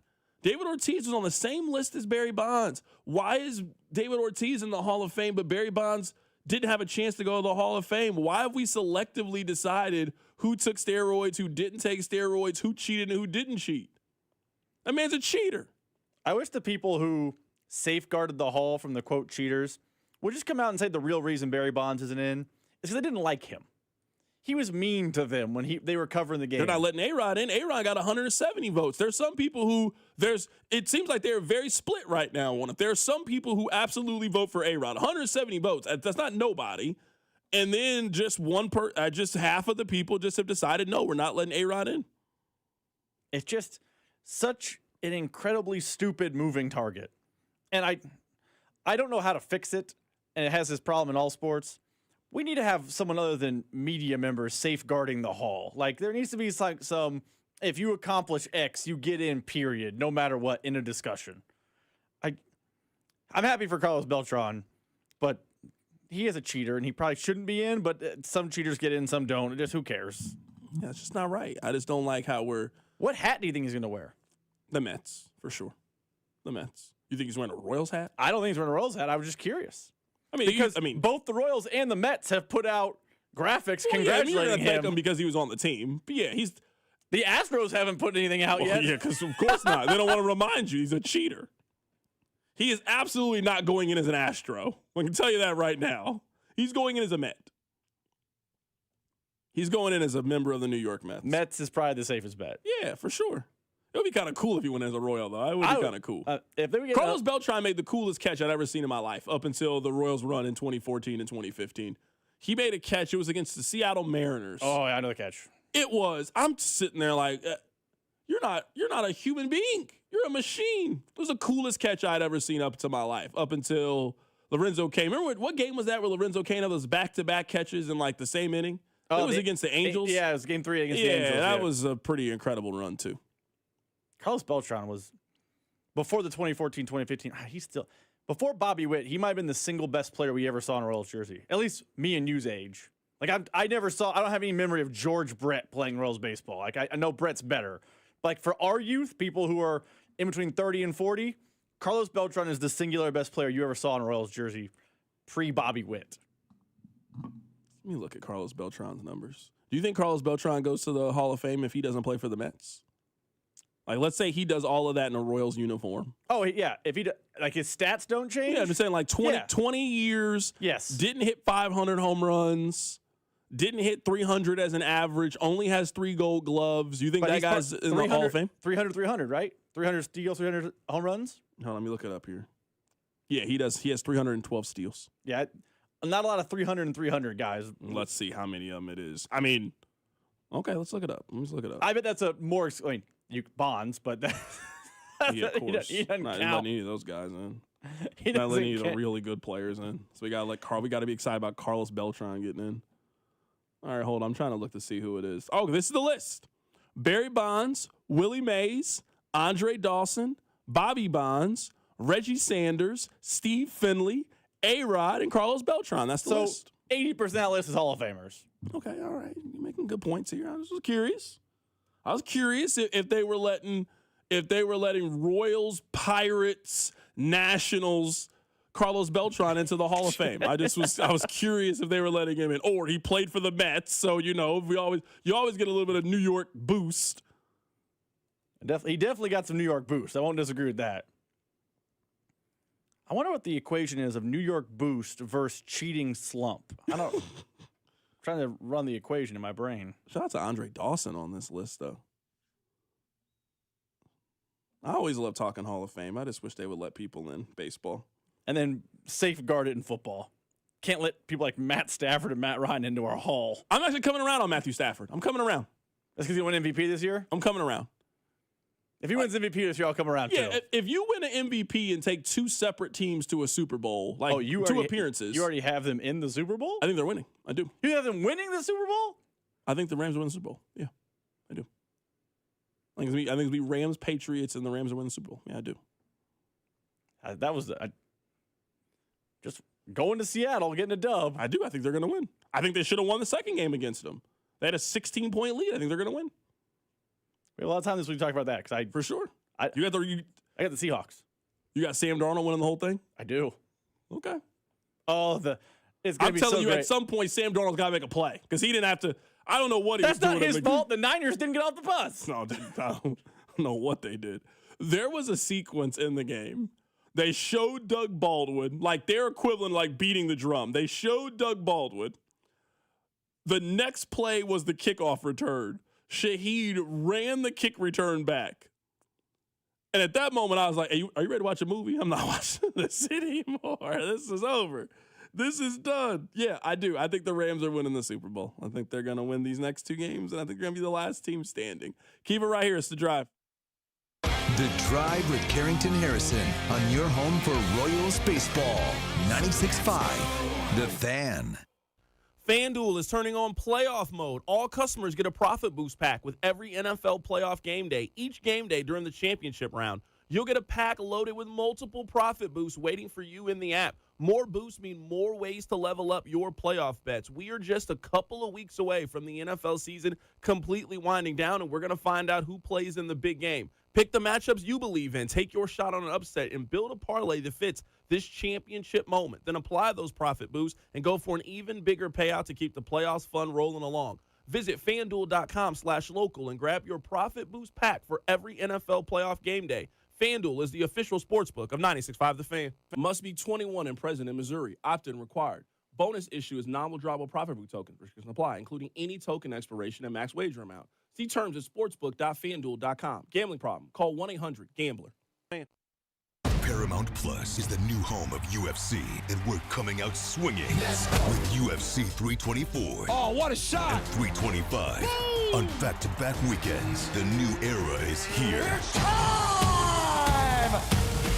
Every fight. Bam! Yes. One subscription. Oh my goodness! Pay-per-view just got knocked out. Let's go! Back-to-back blockbuster UFC events this month only on Paramount Plus. Hey, folks, it's Carrington Harrison from The Drive here. Many men remember their first time. Not that first time. I'm talking about the first time that erectile dysfunction ruined that special moment. And if you're over 50, then the chances are then you've experienced this before. That first time can be frustrating. It can be a little bit embarrassing. But here's the good news. At Heartland Men's Health, that first time can also be the last time. Heartland Men's Health specializes in treating ED when the pills and herbals fail. With a success rate of over 90%, many men see results just after one visit. So your first visit is just $99, which includes a consult, lab work, and if medically advised, you get a test dose. And if it doesn't work right there in the office, then your visit is on the house. So don't let ED define your sex life. Call my friends at Heartland Men's Health today at 844-447-6600 or check out the website, heartlandmenshealth.com today. You can also stop by and visit any of the 3 area locations, Overland Park, Independence, and North Kansas City. Be sure to stop by Heartland Men's Health. This is the story of the one. As the purchasing manager at a manufacturing plant, she knows the only thing more important than having the right safety gear is having it there when you need it. That's why she partners with Grainger for auto reordering, so her team members can count on her to have cut-resistant gloves on hand, and each shift can run safely and efficiently. Call 1-800-GRAINGER, click Grainger.com, or just stop by. Grainger, for the ones who get it done. Steve here with Connolly Plumbing Solutions. Our January special. Auger your main drain or branch line for only $99 per hour. That's $100 off. This includes a camera inspection with mainline work. Visit ConnollyPlumbingSolutions.com to schedule. Too many tools, too much stress, and way too many bills. Odoo replaces it all. One connected platform for every part of your business, so you can work faster, smarter, and for less.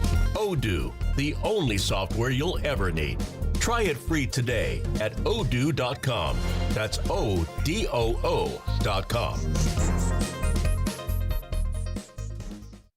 Are you 50 or older? This news is for you. The CDC recommends you get vaccinated against pneumococcal pneumonia. Even if you're healthy, your age puts you at risk. People 50 or older are over 6 times more likely to be hospitalized with pneumococcal pneumonia compared to adults 18 to 49. Just one shot can help protect you. Learn more and schedule at vaxassist.com. That's VAXassist.com. Sponsored by Pfizer. Tonight, expect cloudy skies with a chance of rain and snow with a low of 26. Weather brought to you by Staples. 2026 is here, and at Staples, deals mean business. Like up to $100 off custom print orders. Head into the new year looking good for less. Staples. That was easy. Ends 131. Chiefs coverage brought to you by Park & Go, the best deals on airport parking. Heading out of town this winter? Snow, ice, and cold temps are stressful enough. Airport parking shouldn't be. Park & Go makes it easy with online reservations, fast free shuttles, and all spots are covered to keep your car protected from winter weather. Reserve your spot today at bookparkandgo.com. You're listening to 96.5 The Fan from the DM Injury Law Studios. Mike's got this. Car, truck, or motorcycle wreck? Remember, Mike's got this. 816-888-7500. Mike's got this. Here's your traffic report on 96.5 The Fan.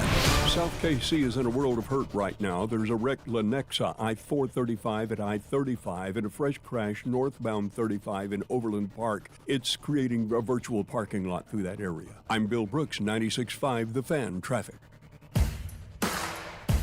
Follow the station on Instagram at TheFan965 for giveaways and behind-the-scenes content.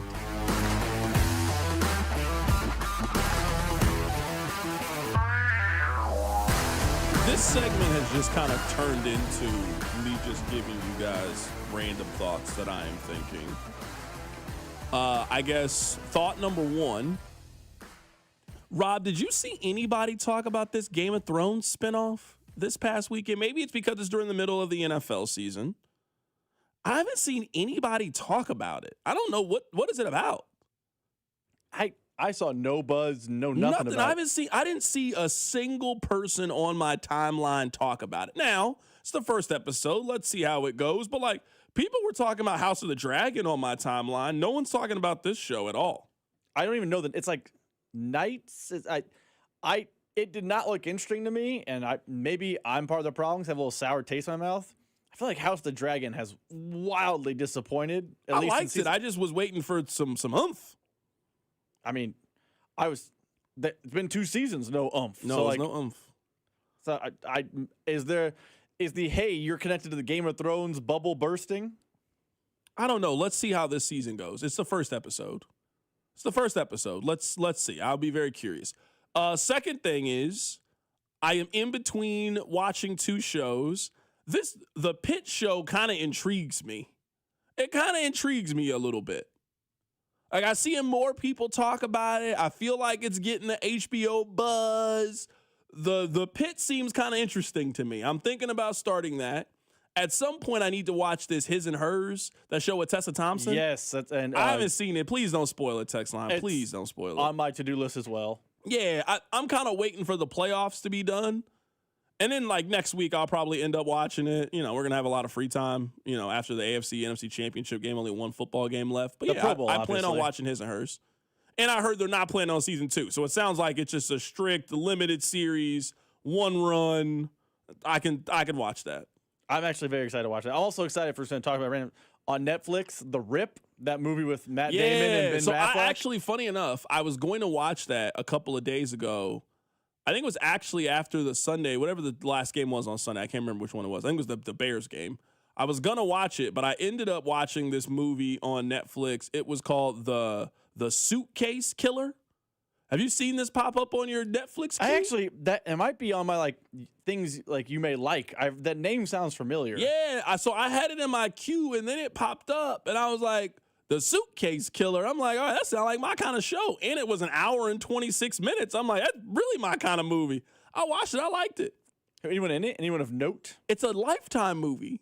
So no one of note. No, I'm saying, but it's actually a really good story.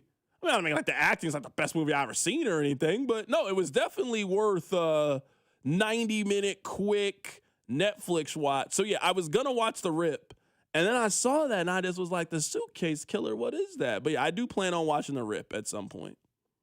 That's very high on my to-do list. Yeah. I also need to finish this season. I'll tell you one thing, that boy Ben Affleck, he was out working. He was promoting that thing like he went on All the Smoke to promote that movie. He was everywhere. Yeah, for sure. He was definitely out there. He's about to have a massive summer. That movie, The Odyssey, is going to do numbers you've never seen. Oh, yeah. I'm not going to say never seen before, but I mean, never seen as dramatic. It's going to do crazy numbers. Yeah, no, it's going to do very, very well. I even want to see it. And I don't like seeing super long movies. I can say it's 3+, so maybe I won't go see it. The next movie I'm excited to see in the theaters is the Michael Jackson movie. The next one, I'm like, I am going to see this movie. We got a good year of movies coming out, actually. Yeah, here. I'm ready for The Housemaid. You saw that, didn't you? I did. I'm ready for that to hit Fire Stick Records. I've been looking to see if it hits Fire Stick Records. It hasn't hit it yet. I don't know you'll walk away loving it, but it's good. It's one thing to watch it on Fire Stick Records, too. Watching it at home. I got the screener, so I was like, yeah, okay, right. so yeah, sign the same feeling. Yeah, 6 in one hand, half dozen the other. Someone said Rasheed Rice. We did say we were going to talk about it. We didn't. Check the podcast page. We talked about it earlier. Talk about it, what, 3 o'clock? 3:15? Yeah, it was 3:15. It's podcasted. podcasted. My bad. I'm sorry. I apologize. I did tease it, and then I got distracted. There's no new news. That texter. Yeah, no. I mean, I'm sure it'll come up again, but I'm sorry for not talking about it. But yeah, put that in your Netflix queue. The Suitcase Killer is something I would tell you to watch. It's the time of year where I start getting back heavy into the shows because football's just gone. Yeah, football is gone. I'll start watching a lot more movies then. Mm-hmm. Once the football's over. But you got to think, man, for the last 3 weeks, all your free time has been watching football. There was that 1 week where it was with the college football playoff, like Thursday through Tuesday. Yeah, you were like, I don't have time for anything else. I mean, yeah, we had 2 stretches where we had 5 straight days of playoff games and 4 straight days of playoff games. So and one of those stretches ended with KU Iowa State. So it wasn't football, but I'm not missing that game either. Well, no, I'm with you. It's a lot. That's why I love football. Don't get me wrong, but we got 3 games left. Mm-hmm. And the Rams winning the Super Bowl. I mean, tonight I can't watch a movie because I got Utah and K-State. Can't miss. K-State's favored. K-State's a big favorite in that game. How bad? They're like 9.5. How bad is Utah? They got to be terrible. They got to be real. Oh, boy, Utah comes to Allen later this year. That's going to be bad. Well, I can't wait to watch K-State on Tuesday at the Big 12 tournament. It's going to be great. Can't wait to watch K-State Utah with 8 of my closest friends. You and the Tang family. Do you think Jerome Tang's going to be there? Yeah, but I can see him not being there. When the game ends, I think you guys will both be going home for good. Yeah, for sure. Both of us will not be getting on the K-State bus, is what you're telling me. Are you going to watch the KU game today? Maybe. No, I will start the KU game. I cannot confirm if I will finish the KU game. I will start the KU game, though. Being up till midnight for college basketball is a big ask. Yeah, especially not for my team. And it's my team. It's a big ask. Yeah. So yeah, I'll start it. Yeah, I'll start it. But I can see myself. I get to see myself in the middle, being like, man, I just want to watch Law and Order. I'm just ready to watch SVU. I'm just ready to watch Law and Order. I can definitely see that happening. All right, we got K-State basketball.